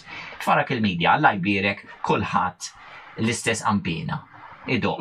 Xintiġi jew għall-emerġenza jew għall-vaċċinu kulħadd. Mela itajruk. Jiġifieri ma tistax tgħid li medja ħilsa, ma tistax tgħid li għandek suq ħieles. Għax kien ġibtu argumenti tajbin kemm tajbin, bħalma minn aħna on source, kollox pistols, kollox eżatt, x'għamlulna. Aħna konna medja ħanejdu hekk li nġibu kulħadd, ġibna l-intervista l-ewwel waħda li għamel normal law issa jiena naqbel ma naqbex miegħu dik jarakka l-poplu. Tajjeb, u mux għamlu dawn, għamlu grupp, tajjeb, grupp ben, tajjeb, għabdu ben, jgħana grupp, grupp, mxaħat, naħna nafu issa minuwa, ma għanħallu għalissa, għallu ferfer. Għabdu għamlu dawn il-ben. Tajjeb, għaddekjaw il-ben, għaddekjaw ferpju, Facebook bada jitħol sistema ta' bot, ta' sorveljanza, mux għamel da.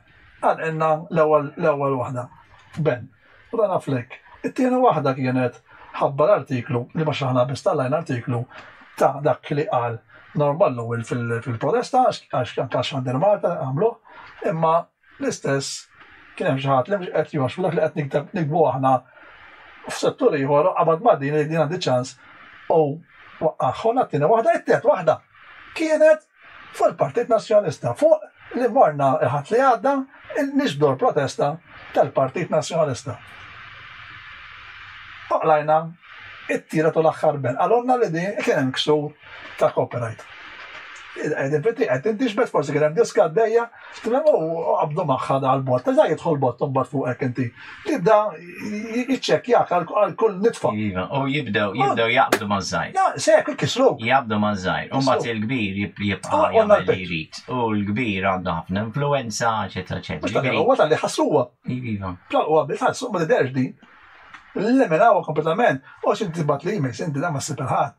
Għadis hija sistema Għalek, jena fl-opinjoni tiegħi id-demokrazija qed tiġi ċalleġjata ħafna.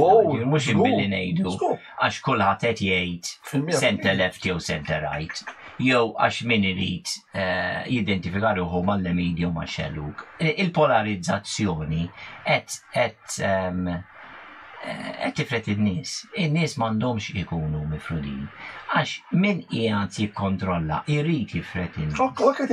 In-nies iridu jibdew jifhmu illi jekk ħajibqgħu jinfirdu ħajibqgħu jiġu iktar kontrollati.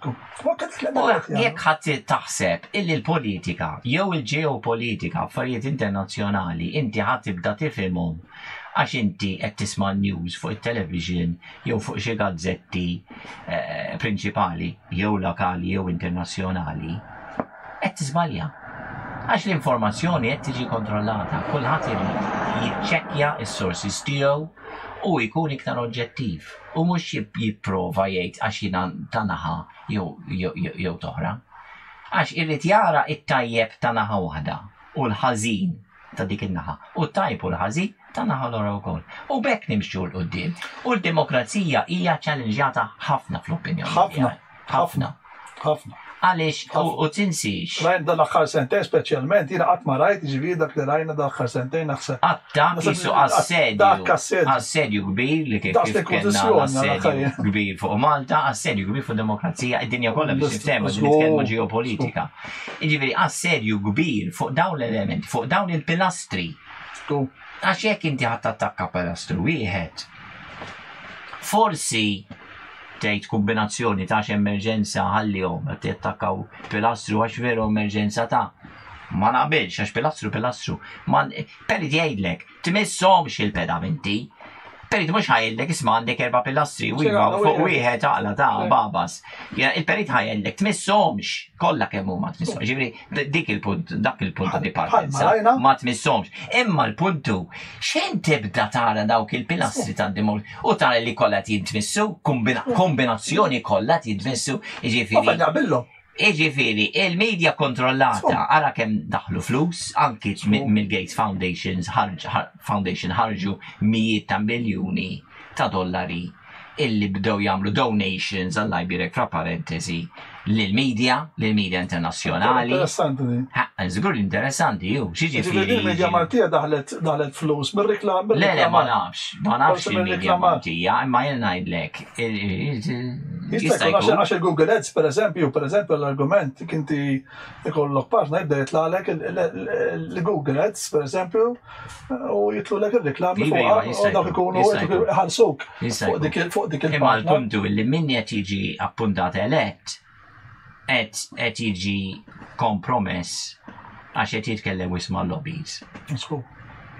Il-medja mhix ħielsa, is-suq mhux ħieles għax huwa kontrollat għalhekk il-problema tal-globalizzazzjoni. Jekk inti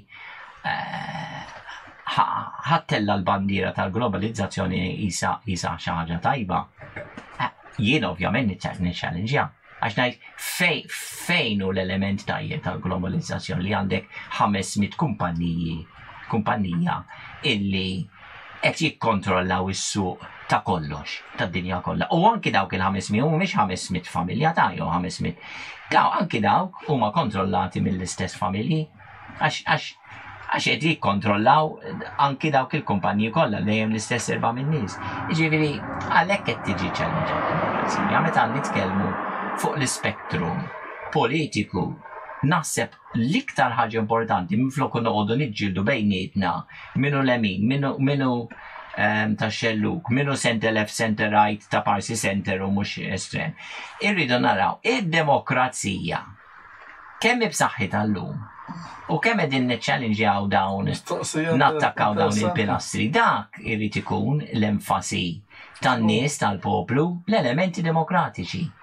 Għax jekk ħanaħarbu bl-idea, niġru bl-idea illi faxizmu m'għandux jeżisti, komunizmu m'għandux jeżisti. Inti kemm tibiddel kelma. Ekku. Għax il-faxizmu qiegħed fostna, il-komuniżmu qiegħed fostna. Nistgħu nsemmu ħaġa oħra fuq il-globalizzazzjoni. Meta bdew jikkrollaw il-banek fl-2008 u 9 x'għamlu? Bdew jagħmlu bailouts lil dawn il-banek il-kbar. Financial bailouts. Jikkrejaw il-flus, jgħaddulhom il-flus biex jagħmlu bailouts. Dak iż-żmien qalu għax dawn il-banek tant huma kbar too big to fail. U qishom qegħdin jagħmlu pjaċir lin-nies għax jgħidlek għax jekk ifalli bank. U ma tara kemm hawn nies li ħajtilfu il-flus tagħhom mhu veru xejn. Għax inti anki bħala gvern tista' tiggarantixxi id-deposits tan-nies. U l-bank jekk għandu jfalli.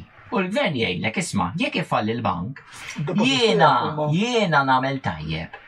Għal min għandu deposits. Ħalli min jinħaraq il-bank. Jekk il-bank abbuża, ħajjinħaraq il-bank mhux ħanamillu bailout. Ħaqqu issa. Ħaqqu. Ħajara kif ħajamelu biex jikkampa, imma jiena nidħol tajjeb għal-deposits. Jemma dak il-deposits il-bank x'għamil bieħodhom? Le, jekk il-bank ħajfalli, għax kienu falluti ħafna minn banek il-bar. Le, id-deposits mhumiex assi tal-bank. Teknikament, id-deposits tan-nies mhumiex assi tal-bank.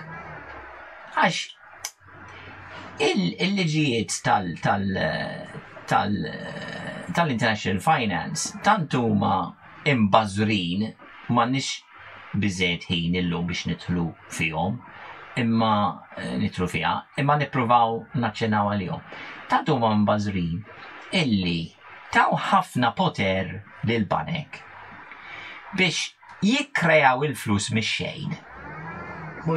Fuq il-bażi tad-deposits li għandhom. Imma jekk għandhom pereżempju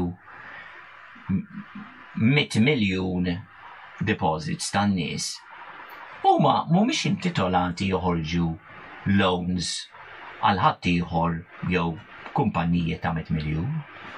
Joħorġu loans ta' mill-inqas 900 miljun. U dak fl-antik kien, għax illum hemm ħafna esperti qegħdin jgħidu illi dak l-euro illi daħal ġol bank daw ruħ 20-30 darba.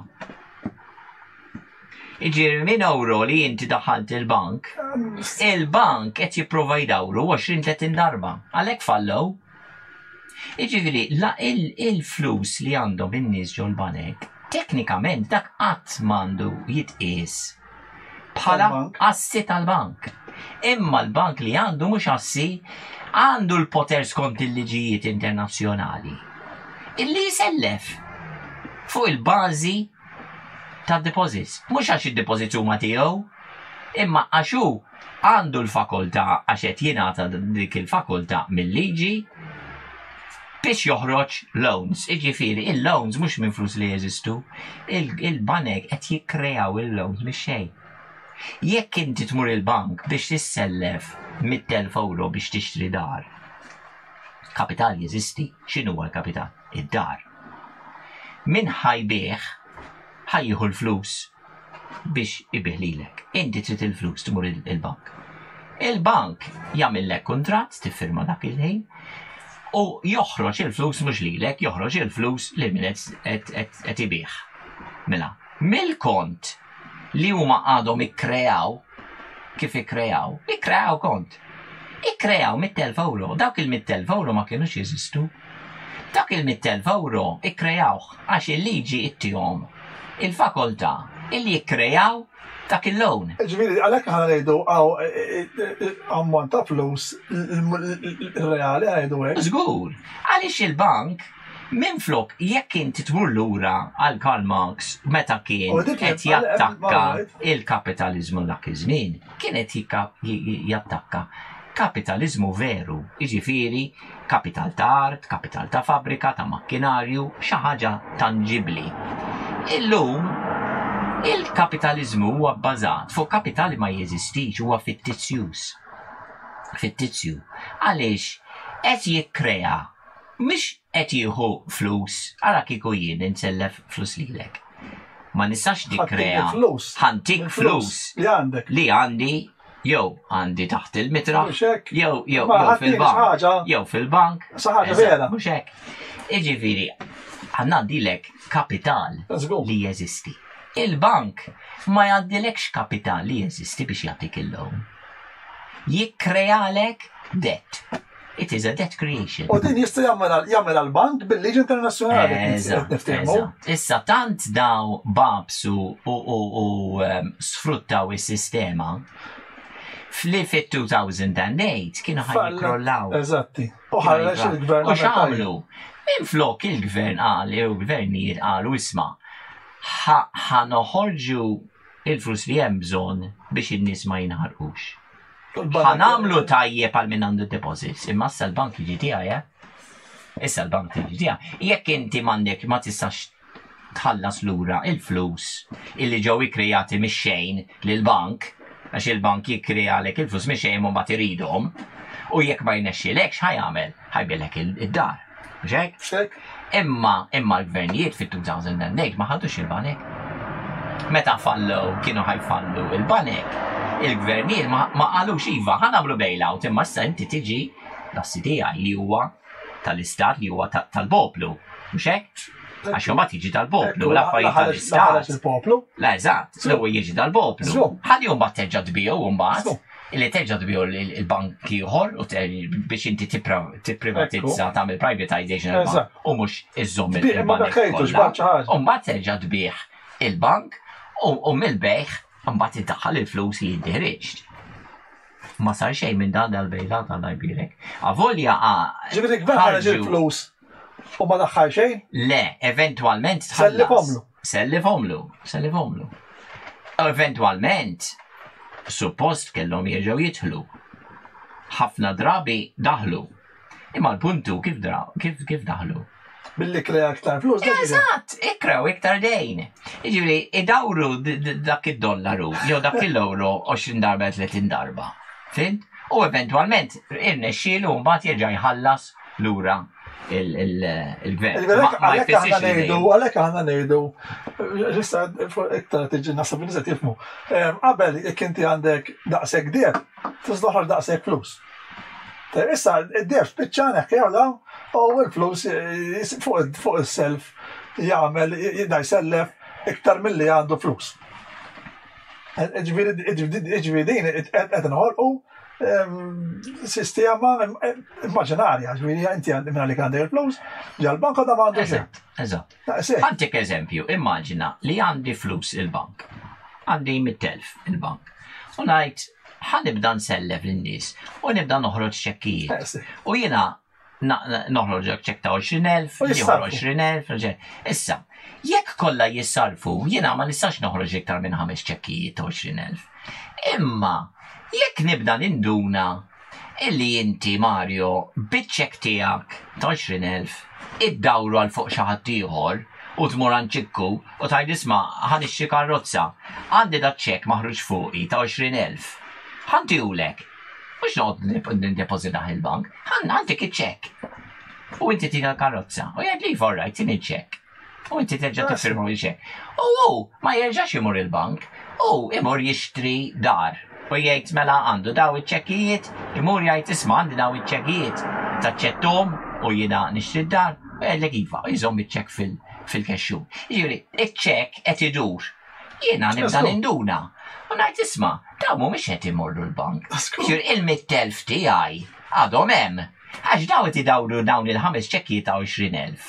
U ħadd ma qed jiġi isarraf għax qed idawru l-istess ċekkijiet. Mela jiena m'iniex ħanoqgħod noħroġ 5 ċekkijiet biss 20,000, ħanoħroġ 5 oħra.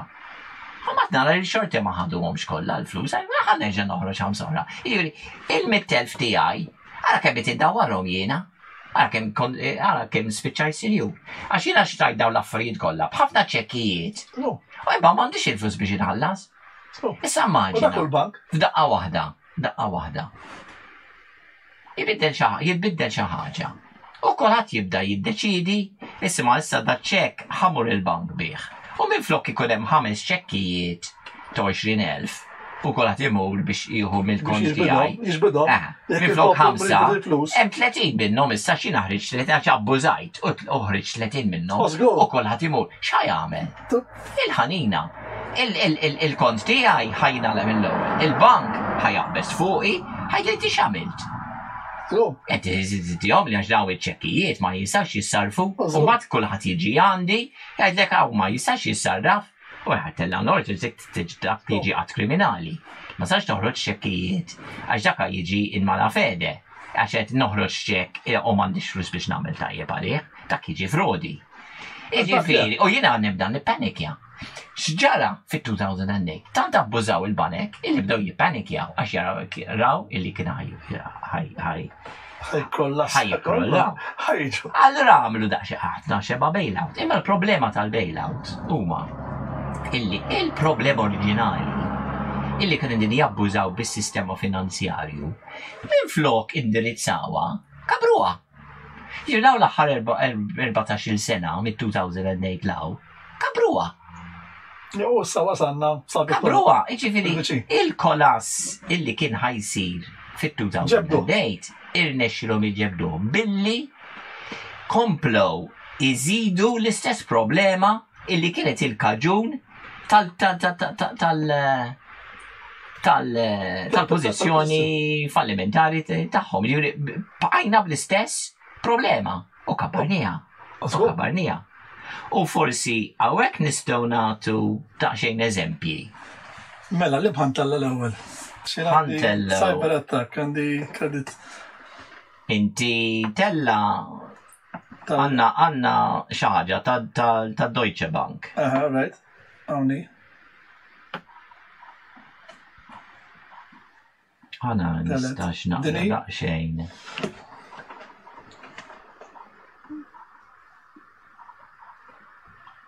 Untella ħajjin ħana daqsxejn.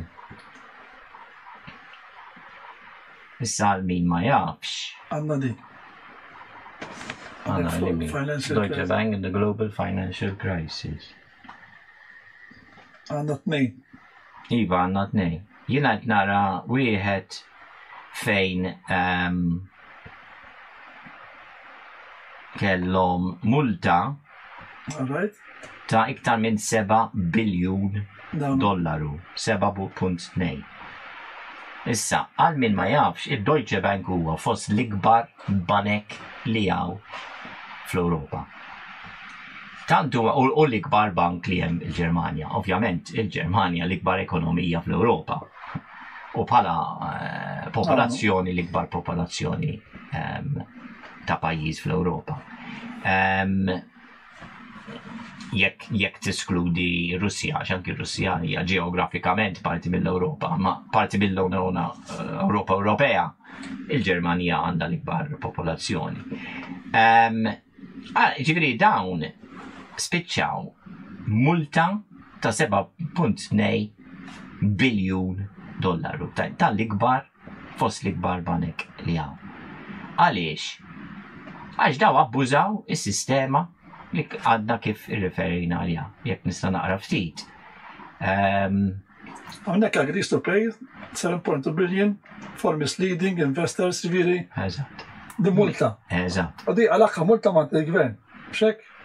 Le, mux mill-gvern, għax hemm separazzjoni tal-poter bejn il-gvern u l-qrati. U l-qrati, mill-qrati. Rati fejn morru flus. Din hija fil-fatt, dana għadin fuq il-website tad-Department of Justice. Tal-Istati Uniti. Tal-Istati Uniti. Ġifieri daw immultawhom. Għaliex kienu din jiżvijaw in-nies meta kienu jiġu għall-loans, ġifieri ħafna nies spiċċaw imsiken tilfu darhom għax pereżempju kienu qegħdin jagħtuhom self ta' 100%, pereżempju, jew kellhom income daqsxejn ma jiflax biżżejjed għall-loan li kienu din jagħtu u l-banka lu iva right xort antuk il-loan. Minflok ma jaraw eżatt kemm kellhom saħħa biżżejjed biex jħallsu lura. U il-banek għalfejn għamluha. Għax il-banek bdew ibidlu l-liġi illi il-banek jistgħu jidħlu anki fis-settur tal-insurance. U bis-saħħa ta' din qalu taf x'ħan nagħmlu? Ħa noħorġu loans kemm jista' kemm nifilħu. Jekk hemm xi 4 loans minnhom illi daw jispiċċaw ma jistgħux jħallsu, apparti il-fatt li nistgħu nbigħu id-djar tagħhom. Jekk imbagħad jikkrolla s-suq u laqqas biss nieħdu lura l-flus mill-beħ tad-djar, inkunu nċurjati. Għal-losses li l-bank ħajsofri. Ħadbat l-insurance. U dbat l-insurance. U għaliex, issa ġeneralment l-insurance nafu l-insurance kemm huma stretti, għax inkella jispiċċaw jinqabdu huma, mhux hekk, jiġifieri l-insurance x'in jgħidlek ħadd ix-xogħol jrid jara eżattament kif ħadd imxi, eċetera, eċetera. U jkollok l-affarijiet kif suppost. Imma peress li l-banek kienu qegħdin jixtru il-kumpaniji tal-insurance, l-istess nies, l-istess diretturi tal-boards, kien jgħidu iva mhux tagħna ftana. Mela il-kumpanija tal-iva titħaq u ħafna nies jibku għalhekk il-Deutsche Bank. Għalhekk il-Deutsche Bank spiċċaw il-qorti u ħallsu multa ta' 7 biljun, 7.2 biljuni, mhux miljun. Imma ġibuhom għal milli kienu daw ġifieri hemm ara xabbuż kienet isir il-banek. U d-disa miftija ma kienet, jew għaxa gris. Għax ikun hemm abbuż, għax inti jekk inti tixtri mhux dik il-problema ta' globalizzazzjoni. Jekk inti tgħid il-banek isma' il-banek jistgħu jieħdu id-depożits għan-nies, jistgħu jitlu wkoll fil-investment bank. Ġifieri hawnhekk gris qed jgħid mhux mill-qorti, dak miftejjin. Il-Greċja kienet parti mill-kredu, għax il-Greċja tawhom ħafna loans lill-istat lill-Greċja. Umbagħad il-Greċja ma setax tħallas lura lill-Deutsche Bank. Jiġifieri meta ta' parsi tiftakar konna nitkellmu fuq il-bejla tal-Greċja. U bil-bejla tal-Greċja l-Ibirek tawhom il-flus mill-International Monetary Fund, IMF, bil-Bank of International Settlements, il-BIS, xika, il-Bank of International Settlements hija il-bank ta' Central Banks. Il-Central Bank ta' Central Banks. Biex niftemu, ġiviri din nitkellmu l-imperatur fil-renju tal-banek.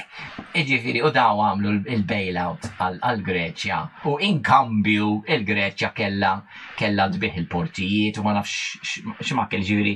Again, kważi nerġaw naqal ura l-feudalizmu. Ġifiri, kemm għandek poter bħala gvern, jekk inti beħejt il-port, beħejt l-aeroport, beħejt il-power station. Ġifiri, inti għed ħlassi, għed iżarma. Mela għed tiġi kważi taqalura l-sena fi stat feudalistiku. Għax issa min għandu il-kontroll, min għandu territorju u għed jikmanda mux inta xtaparsi għandek gvern. Iġifiri, biex jagħmlu bailout għal-Greċja. Ma kien bailout għal-Greċja xej. Il-bailout li kienet jiġi puxjat mill-Ewropa u fostom mill-kanċillier tal-Ġermanja Angela Merkel, il-bailout kien ta' Deutsche Bank. Mhux ta' Greċja. Għax u marridu jagħtu flus il-Greċja biex tkun tista' tkompli tħallas il-Deutsche Bank biex il-Deutsche Bank ma tfallix. Jiġri dik l-istorja dik il-ġeopolitika, Mario. Imma l-gazzetti ma jgħidulekx li l-bailout kienet ta' Deutsche Bank. U niċċallenġja kulħadd jekk għadhom jeżistu investigative journalists sa' Malta biex juri li qed nisbalja. Il-bailout ma kienx għal-Greċja, kien għal-Greċja biex huma jkunu jistgħu jħallsu id-Deutsche Bank, biex id-Deutsche Bank ma tfallix. U l-Greċja għara kif spiċċat. U max qalu għax il-Greċja abbużat, għax ħadd daw il-lows kollha hija ma kulħadd qed jipprova jiġbej kien inti tmur il-bank u għandek is-salari li għandek. Jekk il-bank jgħidlek u iva ma għandek mit-telf ta' inti kontent. Kif jgħid il-Malti, kulħadd jidħol il-bank, jissellef jidħol jitħaq. U joħroġ jibki. Ġifieri kulħadd jipprova jiġbed lejh.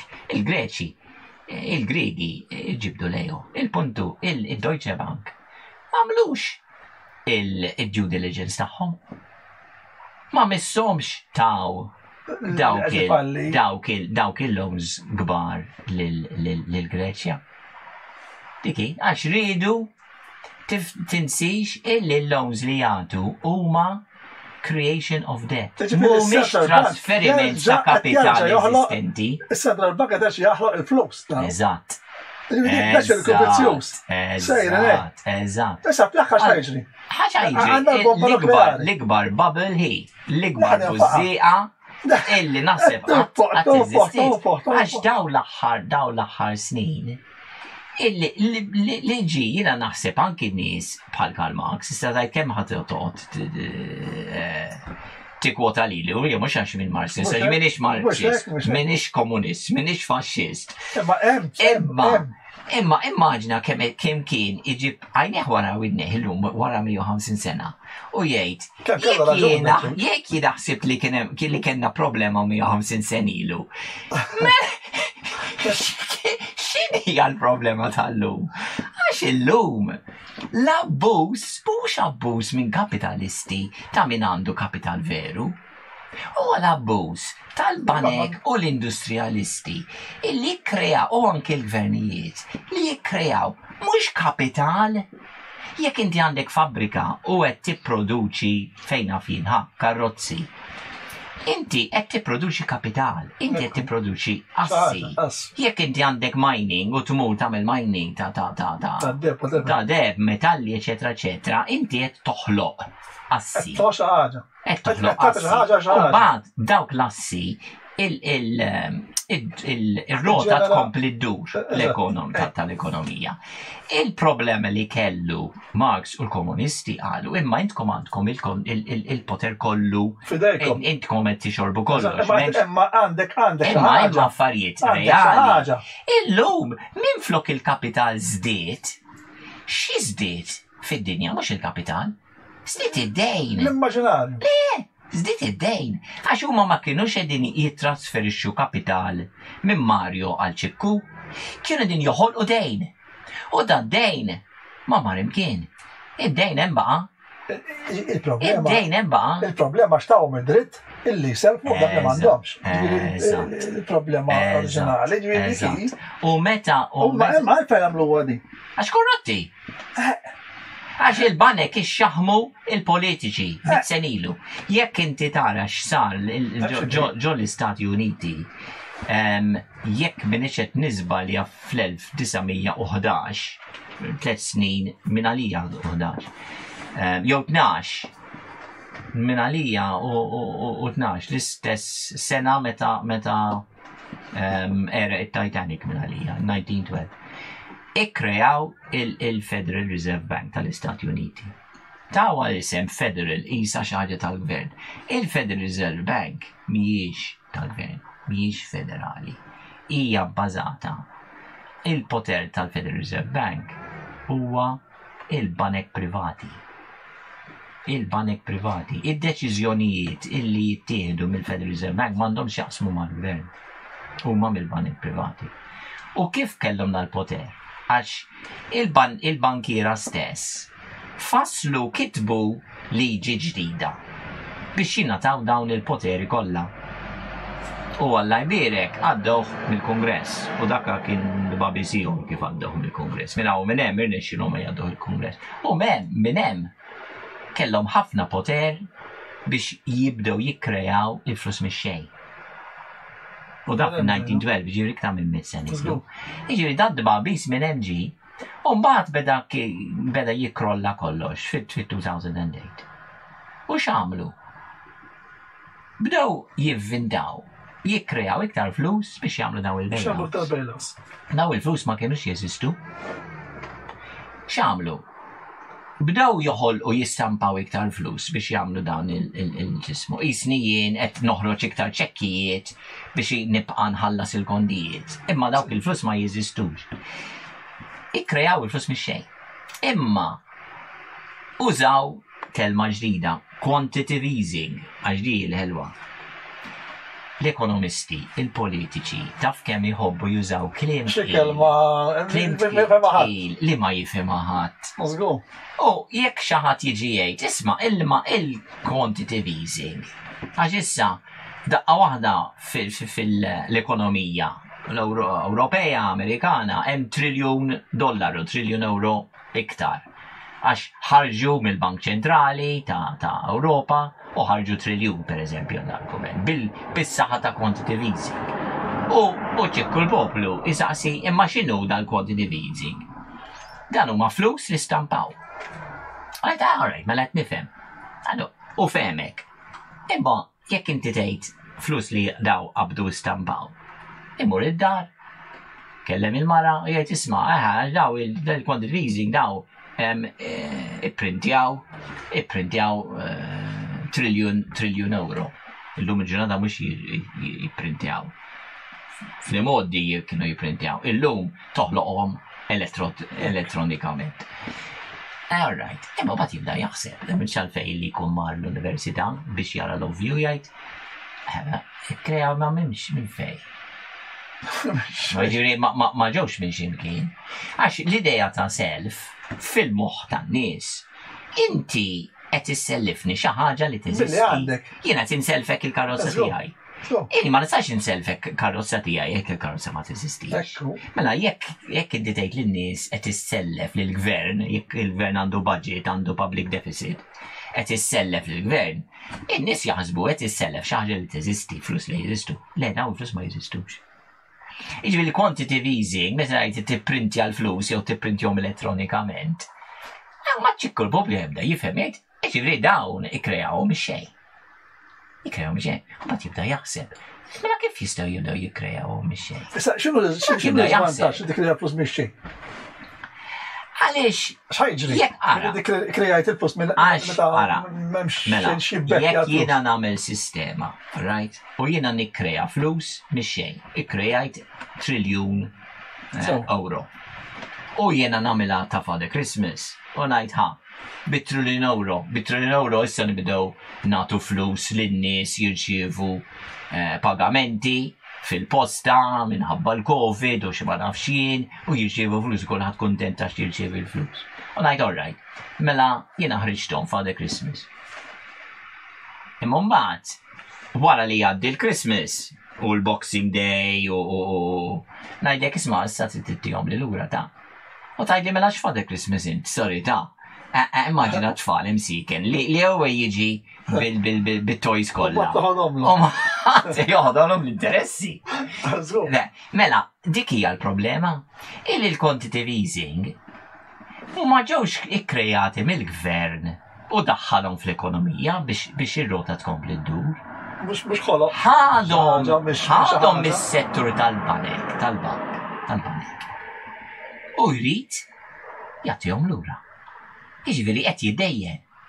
Kif iddejjen il-Gvern Malti qabel semmejnija fl-aħħar programm illi id-dejn pubbliku ta' Malta qabel il-Covid kienx bejwet u ieħor xi 600 miljun euro u fis-sentej tal-Covid wara illi kissirna l-ekonomija u ħafna payouts u bonuses id-dejjinna minn 600 miljun għal 900 miljun. F'sentej għal 900 miljun. 50%. F'sentej. Jiġri għamminna dawn is-snin kollha akkumulajna dejn ta' 6 miljun. 600 miljun. Issa qiegħed 900 miljun. Il-puntu illi l-Gvern Malti irid iħallas. Kemm ħajdu il-Gvern Malti Serbiju di li jista' jżid? Għandu punt ta' stop. How long is a piece of string, jgħidu l-Inglisi? Mux diki, meta kienu ħajfallu l-banek fit-2008, komplow daw il-quantitative easing jivvintaw u komplow id-dejnu. Sakem il-bużiqa? U x'tista sfaqqad il-bużiqa għajdu? Għajdej, ta' t-ġebbet il-bużiqa, ta' t-ġebbet il-eternu. Tfaqqa l-bużiqa. Xie xi kriżi, jġikun hemm xi biex tfaqqad il-bużiqa. Ħana millek mistoqsija, jekk għandek karozza u intet tiġġebbet, qed tara l-marka tal-petrol nieżel. U qed tara l-marka tara tal-marka tar-radiator tiela, wieħed nieżel u ieħor tiela tar-radiator. U jgħidlek ħa jisħon u da jispiċċa li petrol inti tibqa' sejjer. X'ha jiġri eventwalment? Ħadd tibqa' li karozza. X'hekk? Ma dax belli jisqot tibda li karozza minn karozza l-karozza. Għajja tiġebbeda dik, għadu bġebbeda. Mux il-gvern, aħna tinsiex għedin nitkellmu fuq ġeopolitika. Din hija ħaġa fuq xena internazzjonali globali. Daħħaj ma jsellef li mill-Ewropa. Id-dinja hija falluta. Bħala minħabba l-banek. Id-dinja hija falluta. Għax id-dinja minn flok ġiet ikkreata fuq l-assi, fuq il-ġid. Ġiet ikkreata fuq id-dejn. U għalek u bħal Gaddafi qatlu, jew kalla jidlu qatlu, għaliex beda jaħdem fuq id-deb u mux fuq il-deb. Għax rrit jiffinanzja, kif aħna għanna l-euro ġewwa l-Ewropa, jiffinanzja the golden dinar li tkun il-currency għall-Afrika kollha. Iva. Storja ġeopolitika. Imma again, il-medja ma semmilek xejn. U jibdejlek għax conspiracy theorist u mhux conspiracy theorist. Jirħat ma ħajġi jgħidlek illi l-Afrikani xebaw ikunu sfruttati u rridu currency qawwija tagħhom stess li kienet reġa' tiġi bbażata fuq id-deb. Allura kriżi enormi ġewwa Libja. Storja għal darb'oħra. Imma ġifieri id-dinja hija falluta, Mario. U jiena konvint l-opinjoni tiegħi illi dil kriżi illi rajna dawn l-aħħar sentejn li kienet qed tissejjaħ kriżi ta' saħħa. Ma kienet kriżi ta' saħħa xejn. Hija parti mill-maniġjar ta' kriżi ekonomika.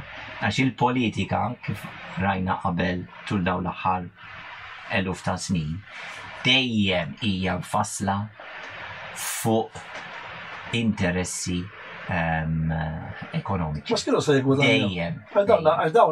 Id-dinja hija falluta. L-ekonomija. Id-dinja hija falluta. U qabel ma jiġi xi ħadd jaqbes fuq najiet għax intkom komplottisti eċetera eċetera. Aħjar jibdew jaraw kemmi b'saħħitha jew mhijiex b'saħħitha l-ekonomija tad-dinja. U kemm marret lura mit-2008 law. U kemm użaw l-istess problema biex jisolvu il-problema li kellhom. Ma tistax issolvi il-problema bl-istess problema. Naħseb ħadd ma m'għandu bżonn imur l-università biex. Ma jistgħu ma tieħdu il-problema biex. Imma id-dinja hija falluta. Imma hawnx ħadd li dikrona id-dinja hija falluta. Issa hemm il-kelma diversion. Tallimna fl-aħħar aw Malta tara is-science diversion x'in jgħalqulek xi triq. Issib xi sign diversion trid tmur x'imkien ieħor. Qabel konna nużaw kelma ħażina, deviation, mhux diversion, messa tallimna. Il-kelma diversion x'inhi? Il-militar juża diversions. Id-diversion hu biex inti tipprova titħaq b'xi ħadd u biex inti ittellef il-konċentrazzjoni tiegħu bħal meta inti għandek magu. Tana jibda jagħmillek xi ħaġa bil-blit ix-xellogija. U biex kulħadd jara x'qed jagħmel, għax qed nagħmel sabiħ u bl-oħra qed jagħmel xi ħaġa. Dak huwa diversion. Il-militar u l-politiċi dejjem użaw diversions. Jiġifieri jekk jafu li qed tikkrolla id-dinja, jaraw kif ħaj jikkreaw diversion, ħalli n-nies ma jindunawx. Biex huma dik id-diversion minn hawn u minn hemm tara kif ħadd biddel is-sistema biex inti issalva s-sitwazzjoni. U hawn naslu għat-tieni u l-aħħar fażi tal-programm li huwa dak li jissejjaħ il-famuż Great Economic Reset. Semmieħ da, ġivir semma ġivir miex qed nivventaw aħna. Mela, oħra. Għaxen kellem qed nivventaw aħna dita Great Economic Reset. Meta semmejta minn għalija f'jew Ġunju jew Lulju tal-2020 u semmejta pubblikament. Mill-ewwel bdew joqomsu komplottist, Great Economic Reset. Imma sajf kull ma da. Għax imbagħad der fit-Time magazine tal-Istati Uniti. Front page cover. Forsi darb'oħra intellawh biex in-nies ikunu jistgħu jarawh. The Great Economic Reset. U dak kien front cover tat-Time magazine. Li dedika il-ġurnal kollu, jiġifieri mhux artiklu wieħed, sensiela ta' artikli ta' dak l-issue. Mbagħad wara, u minn għalija dak kien f'xi Ottubru jew Novembru tal-2020.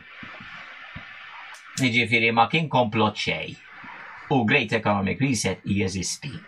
Imma il-puntu trid tagħmel Time Magazine biex tella il-feature forsi. U allura dal-Great Economic Reset x'inhu? Alla jbierek semmowh. Imma ma semmowx id-dettalji. Għawnu. Natittellew. Mux danu. Iva. Issan tal-laħħulhom, għajaraħ. Għadu mux imtella. Mela, il-Great Economic Reset jisom inti immaġina illi l-mara tajdila isma' għandi sorpriża lik. Ħanbidlu xi ħaġa. U għalli da xejn, ma xinu x'ħad biddel, bad ngħidlek, ma sorpriża. Jiġifieri ilhom jitkellmu iktar minn sentejn fuq Great Economic Reset. Dettalji ma jagħtu xejn. Imma ħanibdew mill-bidu. L-użu tal-kliem. Għawnu, f'nofsna qiegħed tal-avenu. Eżatt, f'nofsna. Daku. Inti jekk tista' taqra xi ma nistax nara ħaġa xi żgħir. Jasbuna mela. Ma nistax nara, jgħadżajru bis. Ma għal-min jaraħ. Ġifiri, biex ma jiġux jiġu jgħidu għax komplottisti ta' Time Magazine ta' sentejn ilu ħarġu bija. Imma f'sentejn bil-kem taw dettalji. Da jisom meta bdew jitkellmu fuq New Normal. Imma mbagħad jgħidlek imma New Normal x'ħajkun, sana ma nafx, imma ma nafx, imma ħajkun ġifieri qed jibda jilesti jifresh. U dana kien fil-Red Economic Forum minn ngħidu ġifieri the Great Reset minn hemm ħareġ. Eżatt. Mhux qed nivvindaw xejn. Le. Aħna la jaħsbu ngħidu xi ħappel bombastiċi, jaħsbuna qed nivvindaw u komplottisti. Imma importanti naħseb illi nies jibdew jifhmu x'ħajsir dal-Great Economic Reset. Mhux biex nagħmluha ta' magi, imma ħanibdew mill-bidu. Il-kelma reset, inti x'tifhem? Jekk inti tirrisettja il-computer, tirrisettja il-telefon, tirrisettja l-modem id-dar, x'tifhem? X'tifhem biha l-kelma? Tirrisettja, ġifieri tibda mill-bidu. Il-kelma reset, terġa' tirrisettja l-ekonomija. Inti mux jisek inti għandek karrozza u inti qed tiddaħħala service, tiddaħħala service bidel iż-żejt, tara ġeżu tajja service. Jekk qed tagħmel reset, dan jew ħajaqlalek il-magna jagħtik magna ġdida. Jew jgħidlek isma' marlek il-computer tal-karrozza, jkollok nerġa' nirrisetja li kollha xi nagħmel inti computer ieħor. Mhux hekk. Qabel kollok computer,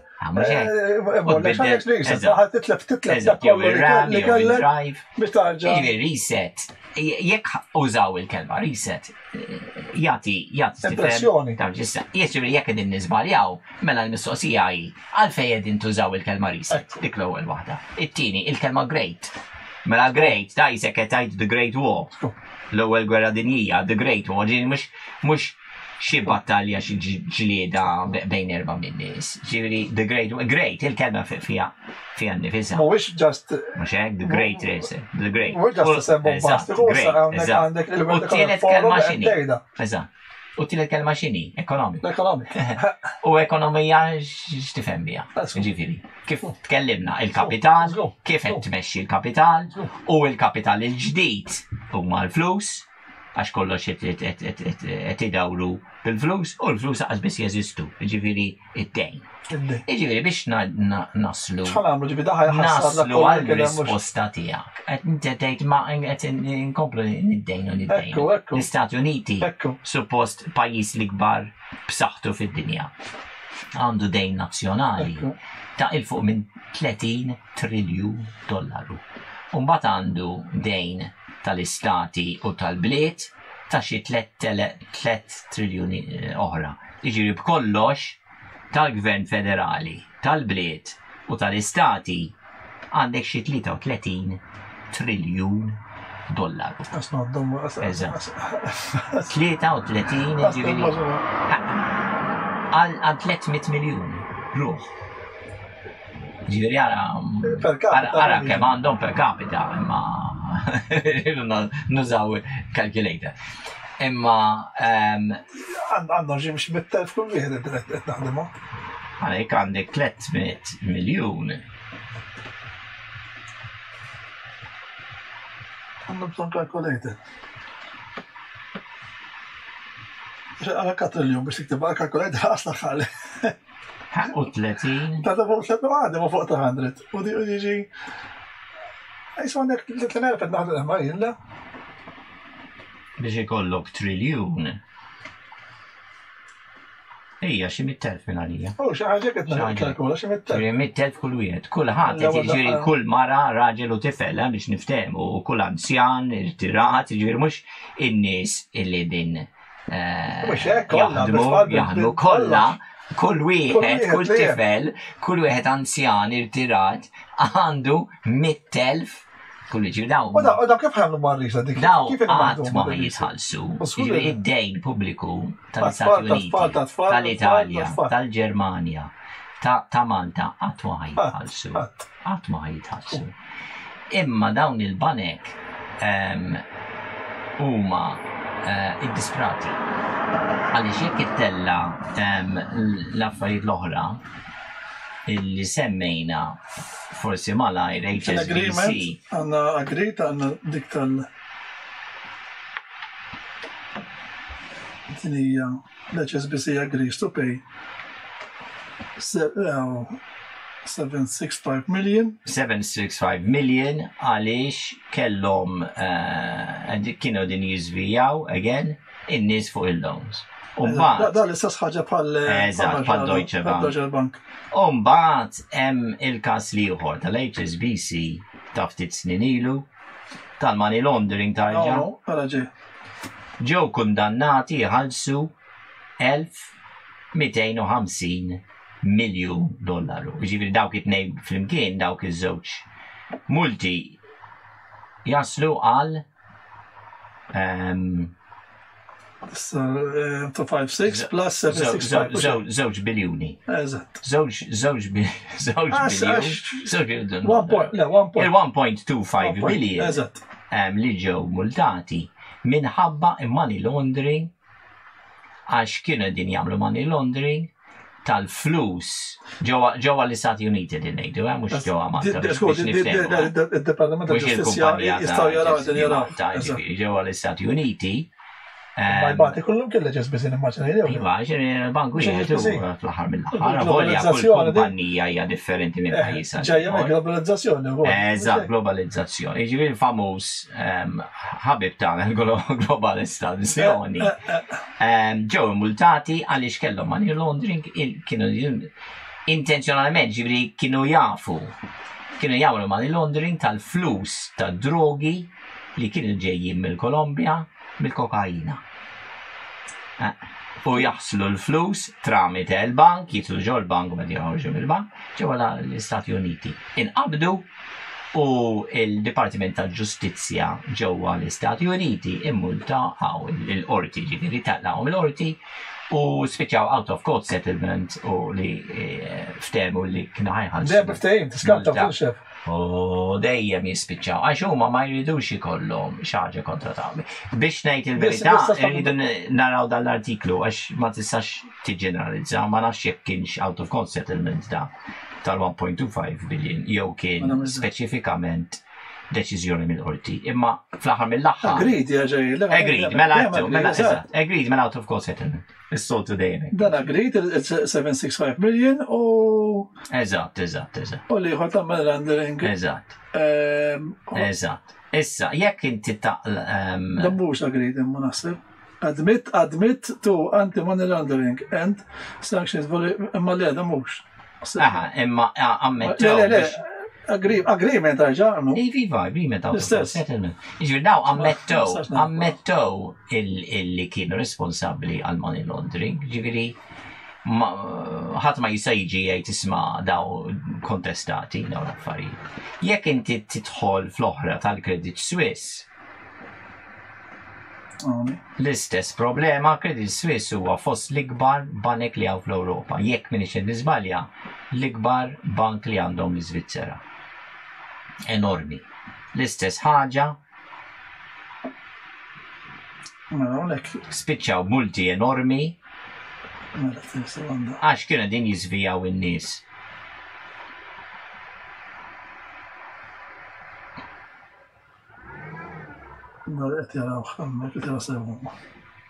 Eżatt. Iġifieri għaliex qegħdin tellaqhom daw Mario, għax in-nies jekk inti titkellem fit-teorija mod. Eżatt, daw ħadlihom mill-mainstream media biex ma jiġix xi ħadd jgħid minn xi source, jiġifieri ir-Reuters dik oħra għax l-affarijiet barranin qed jiġu ħafna kontrollati ħafna bħala komunikazzjoni minn ċerti entitajiet bħal Reuters u Associated Press illi dawn Konna minna agreement zaħi maħħom għana. Kienu tawna xie news. Daw jagħmlu distribution, iva, ġi jitħallas. 300 ta' miċċajta. Imma parti li tħallasom, imma id-dinja kollha. 50 units kienet ma xkut leza. Ja, ma l-problema Mario, li d-dinja kollha. Et tisma. Et tisma l-istess news minn dawn l-entitajiet kollha tal-medja li din jieħdu in-news internazzjonali bil-istess fonti. Reuters mill-Associated Press. Ġivri jek dawn għandhom mhumiex oġġettivi, jew jekk iridu jwasslu affarijiet u affarijiet oħra ma jridux jwassluhom. Id-dinja kollha qed tisma' il-qampina ta' Reuters qampina tal-Associated Press. Avolja tkun qed taqra gazzetti lokali jew tisma' xi news minn xi television lokali. Din hija l-problema. Aħna nindunaw. Għanissa edinna mux ħazin din bieċa xogħol, imma jekk tara per eżempju l-news li tal-Xandir Malta ta' fuq BBC. Normalment jkunu qegħdin jew fuq id-Daily. U mhux hekk, jieħdu mhix xulxin, jiġifieri anki n-news huwa globalizzat. Naqra l-emmola u tajt għadi jkun għal oħra u l-astaqsek. Għalhekk il-medja mhijiex ħielsa. Ġieli ħadd ma jibgħat ir-reporters tiegħu għall-argument ġol-Ukrajna. Jew ġew Russja. Irrida joqogħdu fuq fonti internazzjonali. Jekk tgħu inti qed tgħidha Reuters din sakru santa. Jisu sakru santa. Il-Vangel. Dik il-medja. Dik il-problema. Dik il-medja. Għaliex tellajna każijiet bħal dawn biex in-nies jaraw li huma fattwali. Li dawn il-banek kbar enormi spiċċaw b'ħafna multi għax kienu din jiksu l-liġijiet. Atti kriminali biex niftehmu, ma da mhux xi parking fine. Dawn huma atti kriminali serji ħafna, dawn il-kumpaniji kbar. U dawn qed jippanikjaw issa. Għaliex jekk inti tidħol fil-biċċa l-oħra li minarija għandna suppost fuq il-Great Economic Reset ħanajdlek li mi.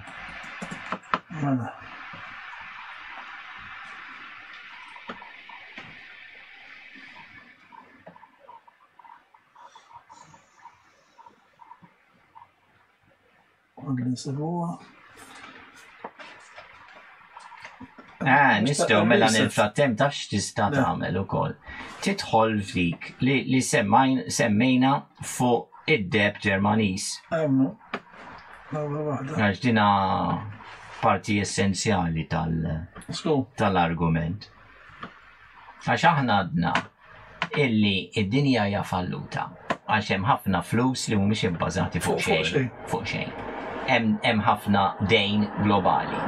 Allura il-pajjiżi da bħal kulħadd id-darjet isma' jekk ħajkun hemm kriżi, ħanara x'ħanagħmel, ħanfaddal,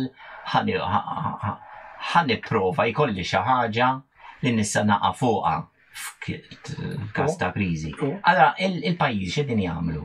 Qegħdin jippruvaw jaqgħu għall-inqas fuq id-deb li għandhom u jkomplu jixtru deb jekk jistgħu. Min qed jixtri d-deb l-iktar? Il-banek u l-pajjiżi. Ħafna nies mhumiex qegħdin jaħsbu li jixtru deb, ftit iva, imma il-biċċa kbira fis-suq tad-deb il-banek u l-pajjiżi. Issa. Qed ngħidu tajjeb ikollok id-deb tajjeb taħt il-maduma. Ifhimni, id-deb qatt ma krolla. Qatt ma krolla. Il-flus dejjem ikrullaw. Minn hawn minn dejjem ikrullaw. Il-problema issa niġu imma jekk il-flus diġitali.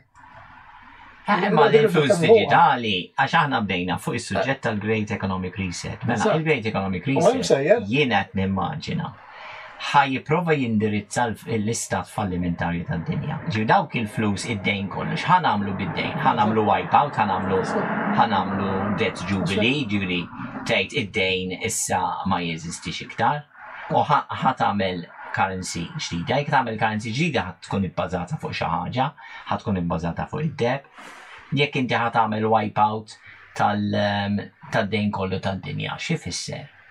Jiġifieri jfisser illi fl-accounts tal-banek stess meta jagħmlu l-annual accounts, jridu jagħmlu dak li jissejja write-off. Immaġina għandna nikam kumpanija u ħafna nies li għandhom kumpaniji li jew ħwienet u hemm xi ħadd li jrid jagħtik il-flus 10,000 euro. Inti fil-kontijiet tiegħek fl-accounts għandek illi dak għandu jagħtik 10,000 dak huwa assi. Għax xi ħadd għandu jagħtik.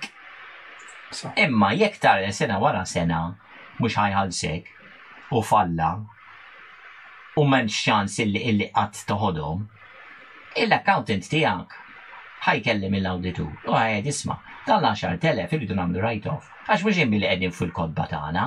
Dawn l-10,000 qatt ma ħanarawhom. Mela għalfejn jisna nippretendu illi għandna dawn l-10,000 bħala parti mill-assi tagħna għax huma dovuti. Qatt ma ħajitħallsu, mela ħanqaċtuhom mill-kodba, mill-accounts, u dak jiġi write-off. Jiġifieri jekk ħajkun hemm debt jubilee.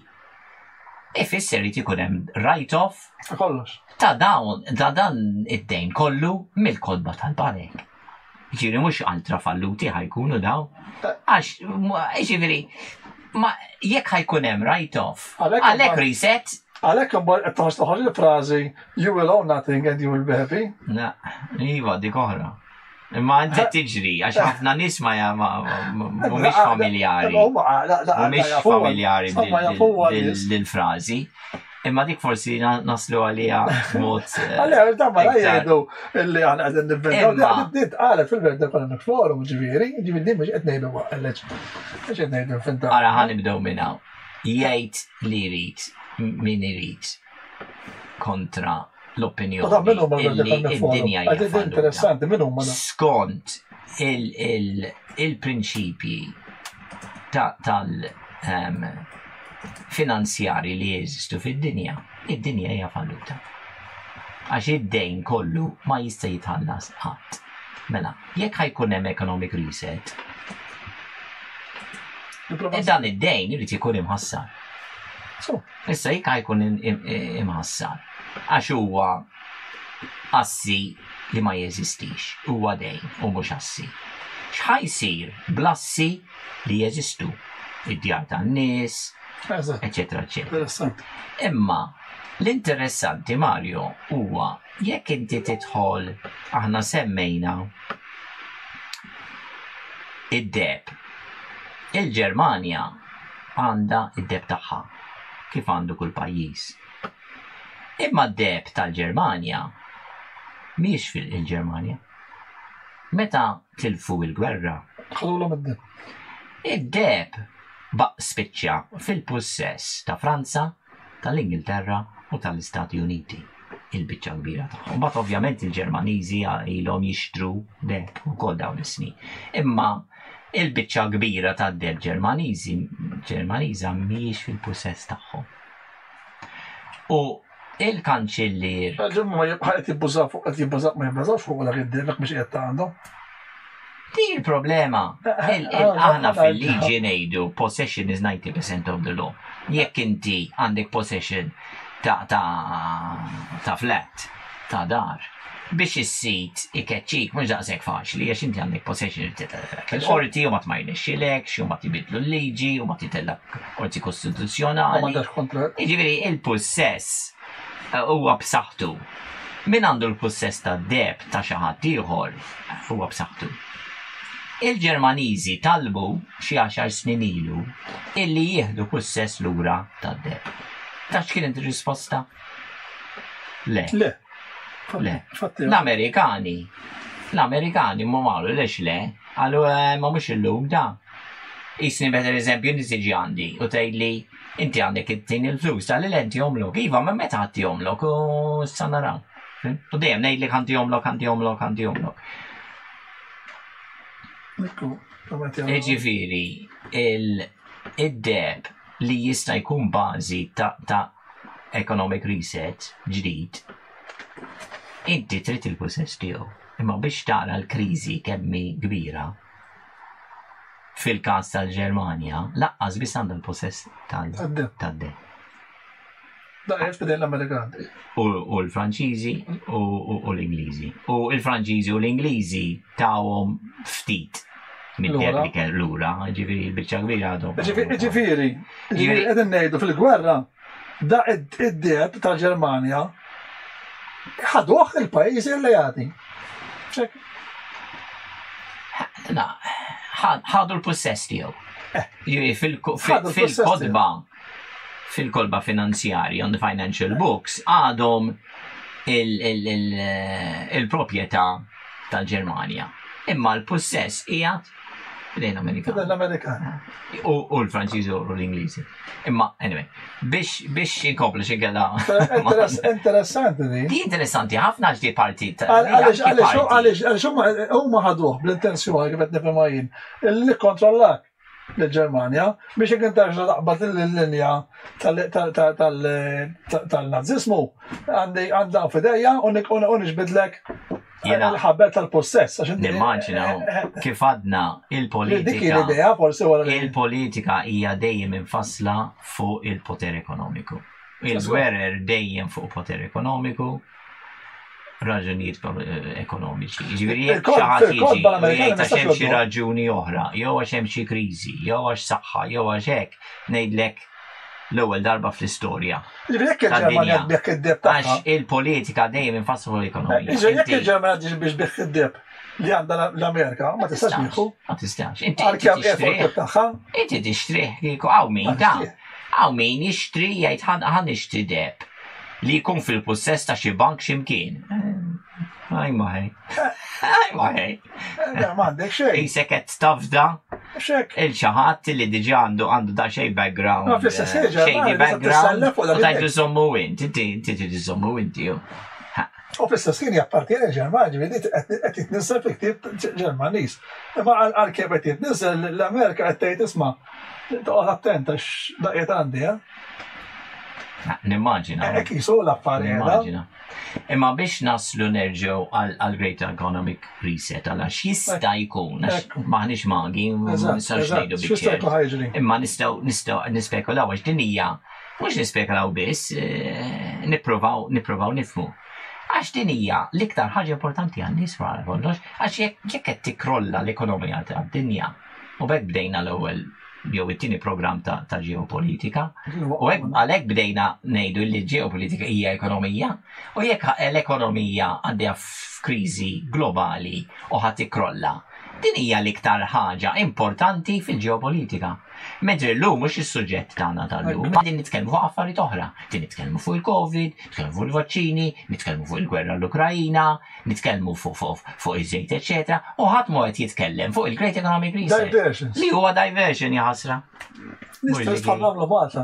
Għalhekk ngħid lin-nies temnux dak li ngħid jien. Jekk ma jagħmilx sens, tgħid orrejt ma jagħmilx sens. Imma jekk jagħmel farka sens. Ibdew għamlu l-istudji tagħkom, ir-riċerki tagħkom. Għadna nixtiequ bejnietna min ħaqqu l-vaċċin, min ma ħaqqux il-vaċċin, u l-gvern jagħmilna. U ma nindunawx l-ekonomija. U l-forn qed jinħamel bil-ħobża kbira li maħniex narawha. Eżatt. Jiġifieri l-Great Economic Reset nimmaġina irid jirrisetjalek il-dejn globali. Jiġifieri id-dejn nazzjonali tal-pajjiżi kollha. Jirrisetjalek il-currencies għax jekk ħajkun hemm crash ta' currency, trid tagħmel currency ġdida. U jekk tagħmel currency ġdida, jew currency elettroniku. Fatti ġejja din, is-saħdieħla msemmija kan mill-ECB, ġifieri li ħajkun hemm id-digital currency. Nimsemmija mhux qed ngħidha. Issa biex ngħidu kollox, digital currency. Along with you qed jgħidu ħadidħol digital currency. Kif konna l-ewwel sena l-Ewropa għaw l-euro u l-lira Maltija. Digital euro l-ECB qed ngħid, mhux digital. Iva. Għadhom jaħsbu li qegħdin nivventaw xi. Iva, imma x'inhu huwa l-vantaġġ tad-digital euro? U dan huwa xi ħaġa li l-medja jrid jipprova jaqbad, jekk għadu jeżisti xi medja indipendenti. Apparti dawk il-vantaġġi li din jgħidu li hemm bid-digital currencies. Hemm vantaġġ ieħor għalihom. Digital currency ma tistax iddaħlu fil-but. M'għandekx moneta, m'għandekx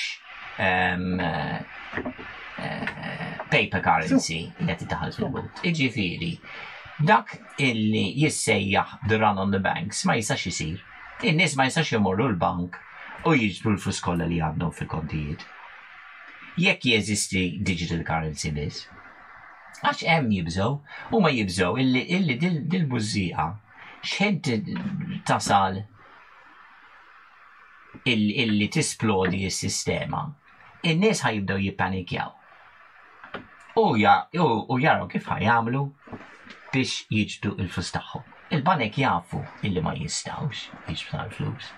U jippruvaw jaraw kif jistgħu jagħmlu. Jekk jirnexxielhom jagħmlu digital currency, ħadd ma jista' jiġbed flus.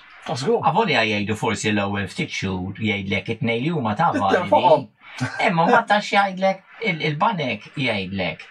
Minnu ġewwa, minnu barra. Min għandu flus f'idej jibqa' legali għax għandek flus f'idej. Imma min m'għandux irid juża biss id-digital currency. Ma jistax imur jkompli jiġbed għax il-bank jgħidlek le issa daqshekk minix il-digital run on the banks ma jistax jisir. Eżatt. U l-bank ħajpa sejf għax ħadd ma jistax jiġbed. Għax ħadd ma jista' jiġbed. Jekk inti ma tmur tixtri. Issa. Ħammorru għaddik li noħloq il-flus. Il-bank qed minn għandek, jħu minn għandek, li ħu daħħalhom għandek u d-deqba għaddej. Eżatt. Issa hawn min ħaj argumenta li din hija tajba għax bdi il-banek ma jkunux jistgħu jikrollaw għax in-nies mhux ħajmorru jiġbdu il-flus kollha.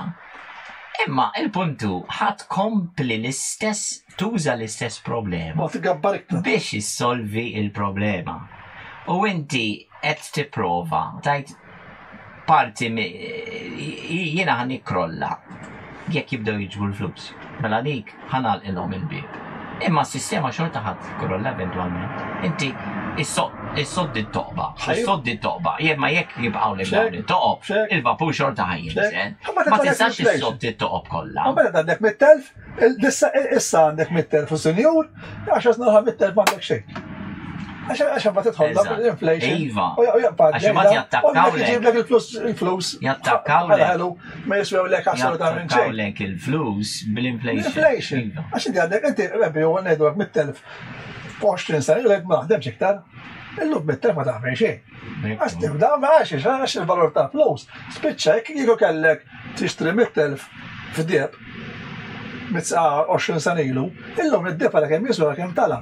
Għasna kienet kemm il-darba tala, għax kien xi 20 u tala ma nafx kemm tala, ma bini tala mod. Eżatt. Allora id-deb baqa b'saħħtu, l-istess. Il-deb dejjem baqa b'saħħtu.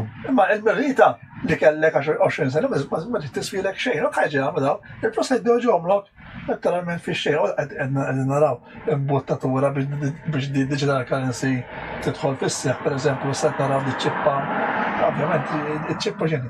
Iċ-ċippa hi mod faċli tieħed tħallas. Ma taqgħodx tiġib il-wallet, taqgħodx tiġib il-flus ġal-but. Mela issa għandek iċ-ċippa b'idejk id-mort mal-counter ħallas biċ-ċippa.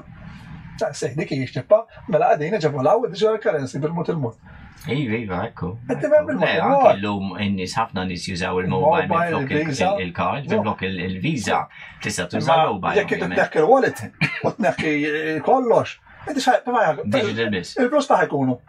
Kolla digital, kolla ġiviri dawn għadin jibbuttaw din il-propaganda. Hello. U teknikament. Issa cool li jinti għandek iċċipa bidejk, modern. Iva. Ċoċ, mux modern. Iva. U teknikament naslu għall-istess problem li għandhom il-Ġermanja mad-deb. Illi għandhom, fit-teorija għandhom dal-deb. Imma m'għandhomx il-possess tiegħu. Eżatt. Issa bid-digital currency ħajkollok flus fil-kont tiegħek. Imma m'għandekx il-possess tiegħu. Għax inti ma sax tiġbidhom. Let's go. U tista'. Imma għadhom tiegħek. Tittem fuqhom. Eżatt, għadhom tiegħek. Ma m'għandekx il-possess. M'għandekx possess. Dik il-problema. Jiena xtaqt illi tidħol skużawni. Dik il-biċċa li għandna tal-exclusive IMF u 10 countries simulate cyber attack. Dika ta' Wikipedia li maħda t-tejt. Xaħafna. Di mir Reuters u koll. Li għadin. Għana li maħda għinet. Għandi post daħħalta. Mela. Għax di veru naslu biex nippruvaw nifmu dal-imbiri Great Economic Reset. Ħanibdew nagħlqu ċ-ċirku, nagħlqu l-programm li nagħlqu dan iċ-ċirku. X'tantaw. Da, exclusive, IMF. Mela.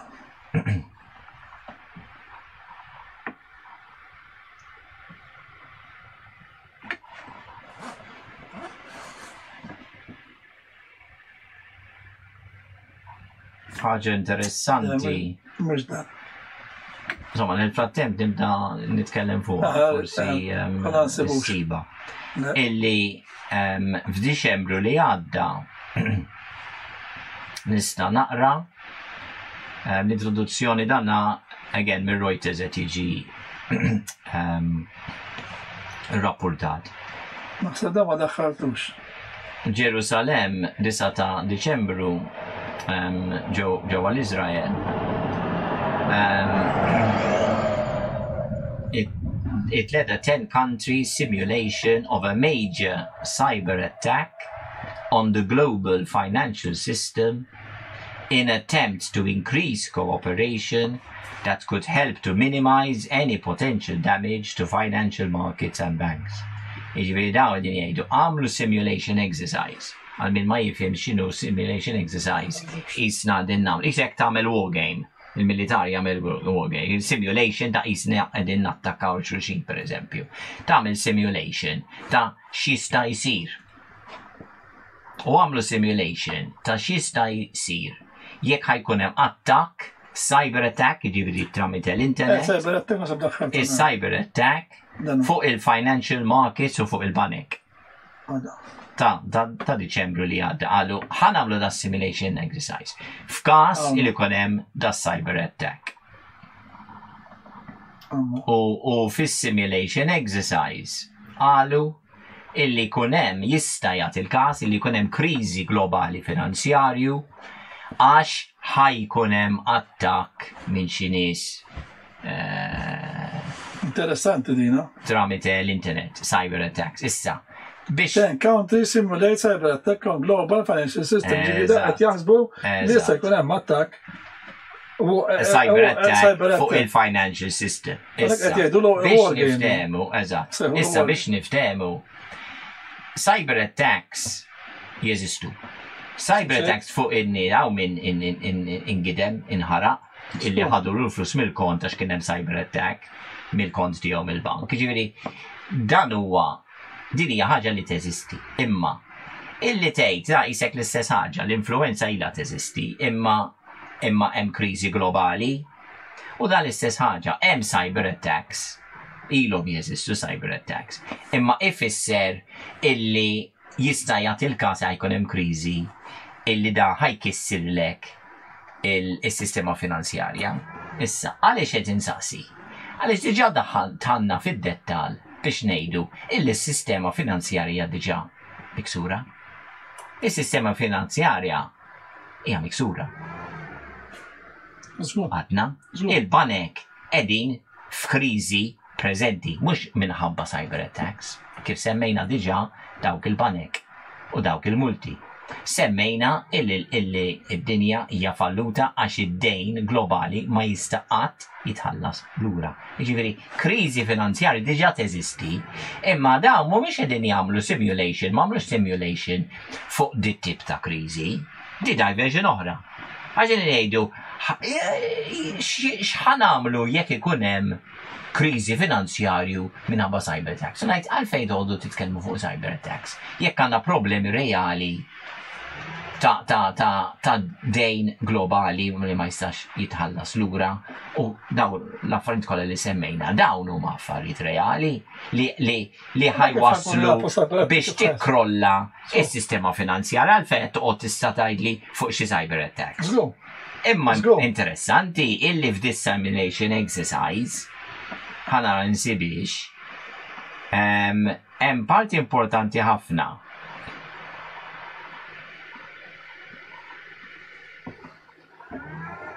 Nsibix, tini nof sekonda. Fuq l-artiklu? Iva, bista, għax għamil scrolling down imma bqajt niżel. Għawnu. Mela, f'parti ta' dil simulation exercise, għara kemm interessanti. L-parti għettejt? Da jibda mill-paragrafu the narrator of the film. Għax għal-prezentaw film, jisu tipo dokumentarju li dawk in-nies kollha li kienu jattendu dal-simulation exercise. U għadu the narrator of the film in the simulation said governments were under pressure. Da għedin għajdu simulation exercise, mux realment under pressure. Jisaw din jamlu war game tal-finanzi.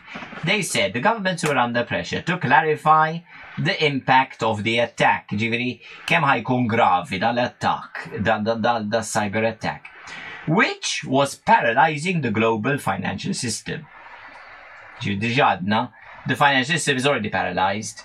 Ma u bidin jgħidu, xħajkun l-impatt tal-global financial system minn daw il-cyber attacks. Ikompli. The banks are appealing, DTG il-ħelwa, for emergency liquidity assistance. Xi fisser emergency liquidity? Flus. Again, quantitative easing. Jipprintjaw il-flus. Ħajerġaw jirrikorru għall-istess problema ta' bailout. Għadin jisaqsu daw, għadin jgħidu, erġa' għamlunna bailout.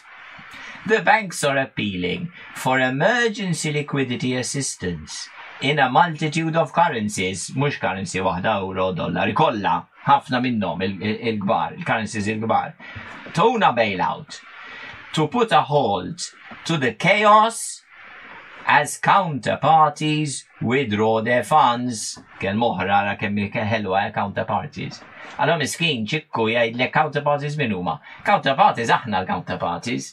Counterparties withdraw their funds. Min qed imur joħroġ il-flus? In-nies. Iġifieri, laqqas biss jiddenjaw ruhom jirreferu għal klienti tagħhom il-customers tal-banek li għandhom id-deposits u life savings u x'ma nafx jien u l-flus li għandhom bżonn biex ikomplu joperaw il-negozji tagħhom, eċetera. Li hemm ċans li daw f'kriżi imorru biex joħorġu l-flus. U daw laqqas biss they name us by name, il-klijenti tagħna li għandhom il-flus tagħhom le, counterparties.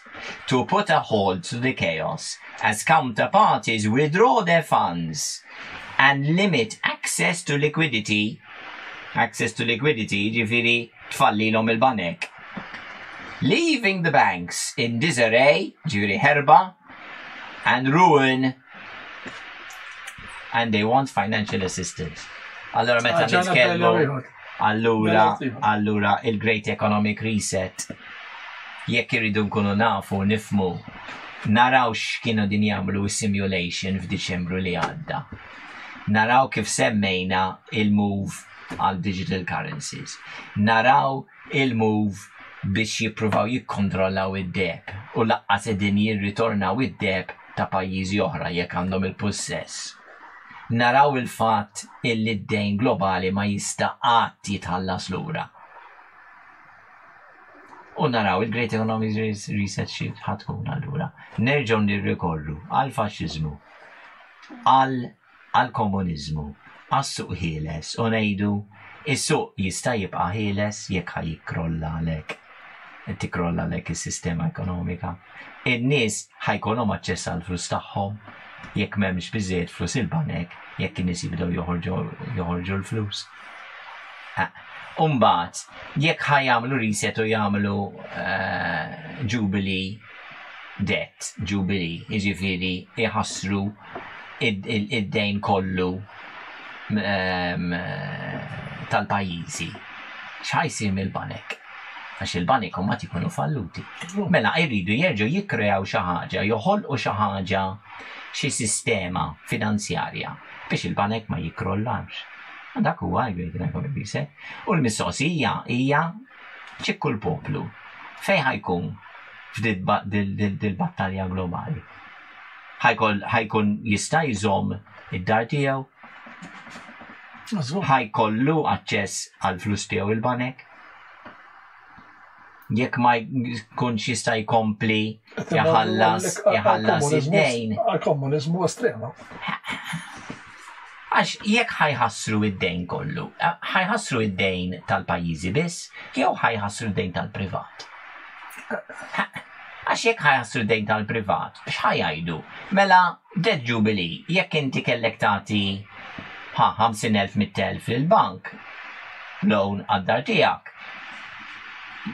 Maħfura, m'għandekx dejn. Imma id-dar tibqa' tiegħek. Jew mbagħad id-dar. Jew ħajkun tal-istat, jew tal-banek, jew eccetera, eccetera. Għalek you will own nothing, għalek you will be happy and you will own nothing, ġiviri, ma naġlux għal-konklużjonijiet, imma. Li tibda tistaqsi, ġiviri, b'mod intelligenti għed tasa konklużjonijiet, mux għed nejdu. Eżatt. Soċati, ġiviri, mux ġella li għandi u xeħmiri toħra minn dawla. Tajjeb tal-ħafna. Ġiviri, naħseb biex forsi nibdaw nikkonkludu. Hija plawsibbli. Il-ġeopolitika tal-lum hija ħafna iktar minn qabel ġeopolitika tal-finanzi. U iktar fina. Tal-finanzi, iktar finata u jekk ħatikrolla sistema trid tara il-min ħatiffavorixxi fl-aħħar mill-aħħar. Għax min qiegħed fil-poter dejjem ħabb jipprova jiġbed lejh. U meta ngħid fil-poter mhux nies li ġew eletti, qed ngħidlek il-kumpaniji il-kbar li għandhom ħafna assi globali. Issa, dawn il-nies semmejnihom l-aħħar darba hemm 60,000 ruħ li għandhom assi ta' il-fuq minn $100 miljun kull wieħed. Hemm 60,000 id-dinja kollha li għandhom iktar minn 100 miljun. Dawn is-60,000 ruħ kemm għandhom lobbying power mal-gvernijiet u mal-banek. U jekk tibda tikkrolla rridu nagħmlu reset tal-ekonomija. Min jirnexxielu jibbenefika? Dawn is-60,000 li qegħdin jinfluwenzaw il-policy makers jew il-miljuni l-oħra. Dik trid tistaqsi. Sa diħla ġiet imħabbra, itħabbru insomma Deutsche Bank. U anke CEOs li ħajkun reċessjoni ġifieri din. Jisir ħaġa fil-qrib. Żgur li fil-qrib, ħafna fil-qrib. Daġa ħabru li was probabbli fl-ofsu sa diħla l-qoddim u issa bli qed naraw bejn il-gass u bejn il-prezzijiet. Il-prezzijiet tal-enerġija. Jien naħseb li qabel ħanitlu għal-reċessjoni, jien naħseb il-ġaqdi. U diġaqdi. Għedin fija, ġifieri. Issa l-gitarra ma nafx rajta li ħajkollha xi jumejn blackout. Tarġa. Ma minix ċert, ma x'tgħidi li ġaħat u ma nafx fejn ma doffinaħħa, ma rrid niċċekkja fuq dik.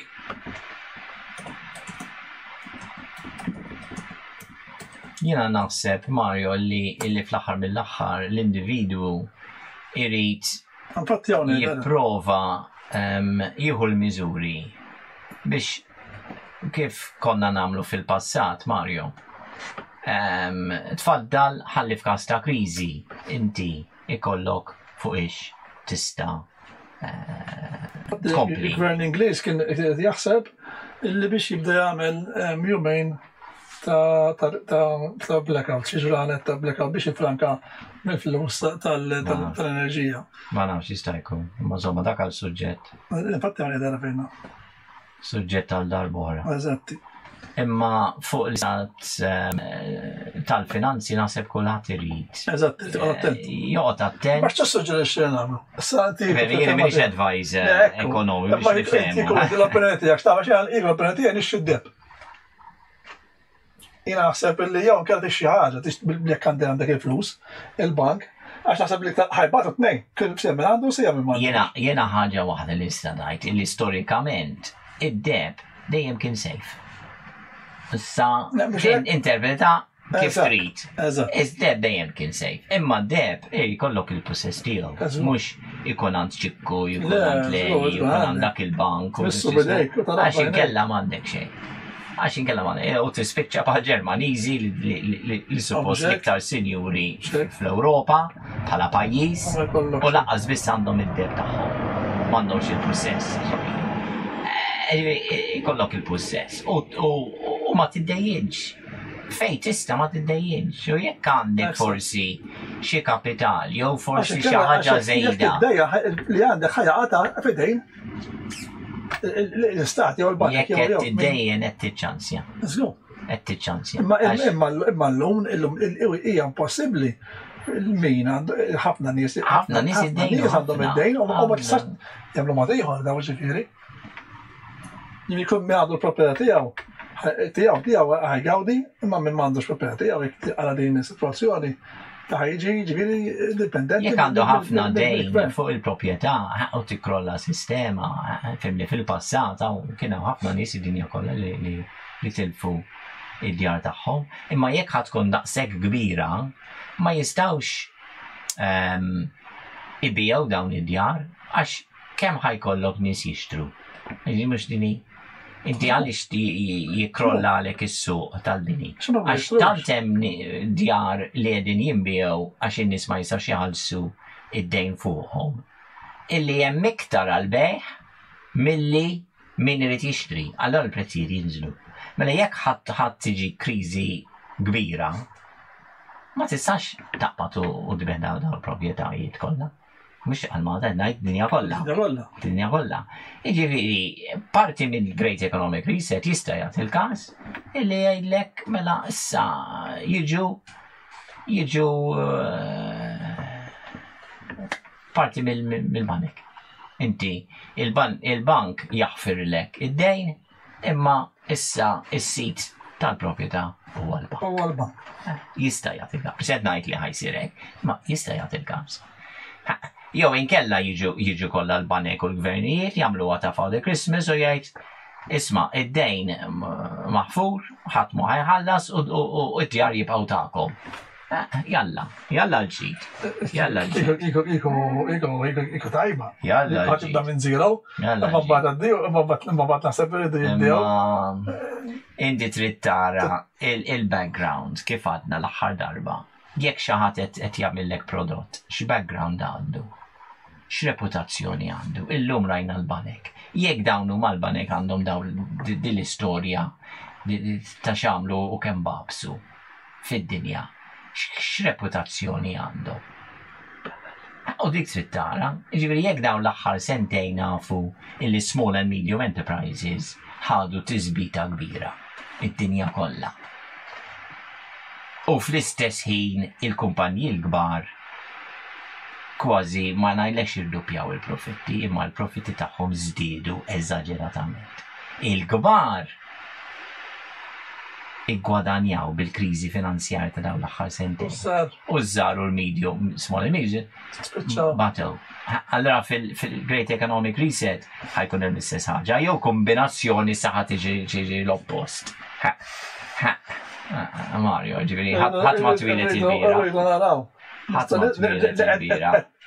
Min jieħu deċiżjonijiet il-kumpaniji kbar qed jieħodhom favorih. Ġiviri, il-kumpaniji kbar għandhom wisq poter.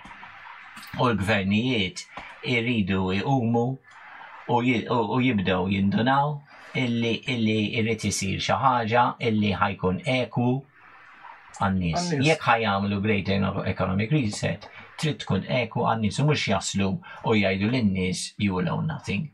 Għax forsi nagħlqu fuq dal-proġett. Għax diġà qegħdin ngħidulhom in-nies l-esperjenza tal-komuniżmu ma rnexxielx għax huma qalu kulħadd ugwali.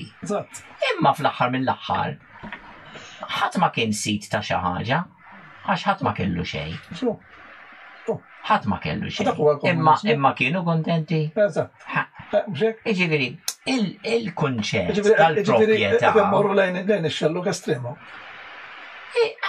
Fimni, mhux xelluk estrem, dik il-problema għax iċ-ċirku kif semmejt ħadd tasal l-istess punt għax in-nies jekk ħadd faqqarhom ma tistax tajt ugwalanza, grazzi, ugwalanza ħadd m'għandu xejn.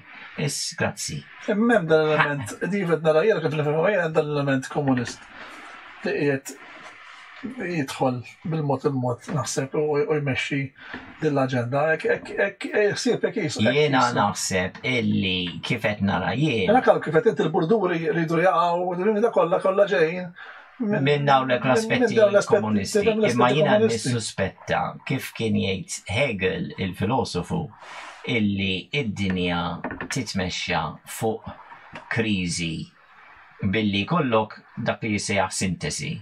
Antisintesi u mbagħad teżi, antiteżi u sintesi. Thesis, antithesis u synthesis. Ġifieri l-ewwel għandek stat.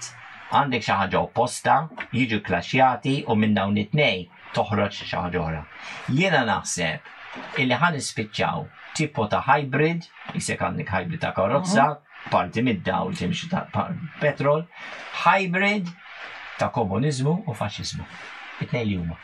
Għax il-faxxiżmu huwa kien ibbażat Mussolini stess qal fuq il-korporatizmu. Jiġifieri ħafna mill-poter tal-istat, fl-istat fil-pajjiż kien poter mill-kumpaniji l-kbar. U dak li qegħdin naraw. U fl-istess ħin ħajkollok element ta' komuniżmu fejn in-nies ħajkunu foqra u ma jkunux sidin tal-proprjetà tagħhom, tal-proprjetà mhux djar biss, ġifieri, ma in ġenerali għax id-dar hija iktar assi. Ġifieri, jekk inti għandek sistema iktar ekwa, in-nies ikunu s-sidin tal-proprjetà tagħhom. U rajni għadi anke fil-gvernijiet ta' Malta ta' żewġ naħat biex niftehmu kienu għamlu sistema tajba fejn kienu din jippruvaw jinkoraġġu in-nies illi kollhom il-proprjetà tagħhom. Eżatt. Anki il-gvern kien joħroġ l-iskemi u minn kien naqxejn iktar żvantaġġat seta' japplika għalihom u spiċċa biex ikollu dar tiegħu mhux mikrija. Eżatt. Jiġifieri iktar ma jkollok nies illi huma l-owners is-sidin tad-djar tagħhom, iktar għandek ugwaljanza u saħħa finanzjara fidejn il-poplu. Jekk inti dik ħadd neħħiha ħadġ bil-kiri. U kulħadd jerġa' jiġi bil-kiri. U kif inti semmejt Klaus Schwab ħareġ di l-frażi famuża tiegħu you will own nothing and be happy li hija mill-komuniżmu. Allora min huwa l-owner? Għax xi ħadd ħajibqa' l-owner. Ħajkun xi partit bħal Partit Komunista jew Partit Faxxista, le. ħajkun il-korporazzjonijiet. Inkluż Klaus Schwab, inkluż Bill Gates u daw il-biljonarji kolli. Inti taħseb li daw il-biljonarji they going to own nothing? Mhux hekk? Jiġifieri huma ħajjibqgħu. Huma ħajjibqgħu l-owners. Li Klaus ħajjikol il-crickets? Jikol ribiċċa laħam, tajba. Jena naħseb illi qegħdin nitilfu demokrazija fid-dinja u qegħdin navviċinaw hybrid ta' komuniżmu u faxxiżmu. Fejn is-sistema ħadd tiġi kontrollata minn fuq, is-suq ħieles bye-bye, media ħielsa indipendenti. U dan bil-mod qed jidhru. Ġa qed jidhru qed jieħdu l-rwol tagħhom. U jkun hemm tip ta' komuniżmu għax inti jekk għandek bailout tal-banek, dak huwa tip ta' komuniżmu għax dak ma mhux suq ħieles. Is-suq ħieles jgħidlek jekk inti wasal fl-istat fallimentari inti titfalli. U mbagħad il-kredituri tiegħek joħdulek l-assi. Dak huwa parti mis-suq ħieles. Jiġifieri inti tagħmel bailouts, dak huwa tip ta' komuniżmu. Minflok inti qed tagħti l-iżvantaġġjati flus bħal pereżempju minn m'għandux xogħol ittieħ flus biex ikompli jgħix, daw qegħdin jagħtu flejjes kbar lill-banek minflok. Jew l-industriji li ħajjikrollaw. Jiġifieri soċjaliżmu għall-biljonarji.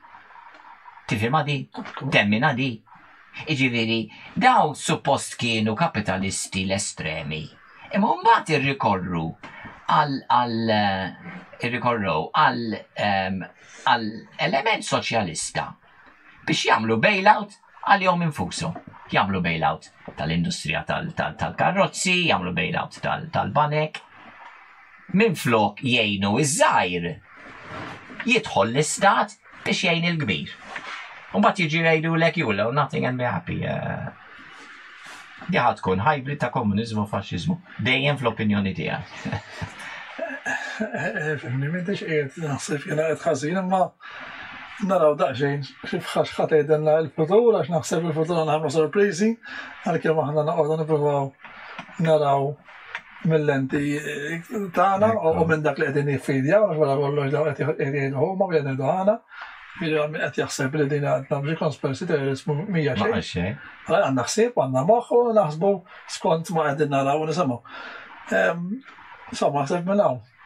Għalaqna ċirku, il-program. U issa dal-program naturalment ħanamluħ fuq il-YouTube, ħal tistaw taraw kollu kif naf li kien hemm xi interessjonijiet, darba ħana nipprovedu nġibu naqra internet.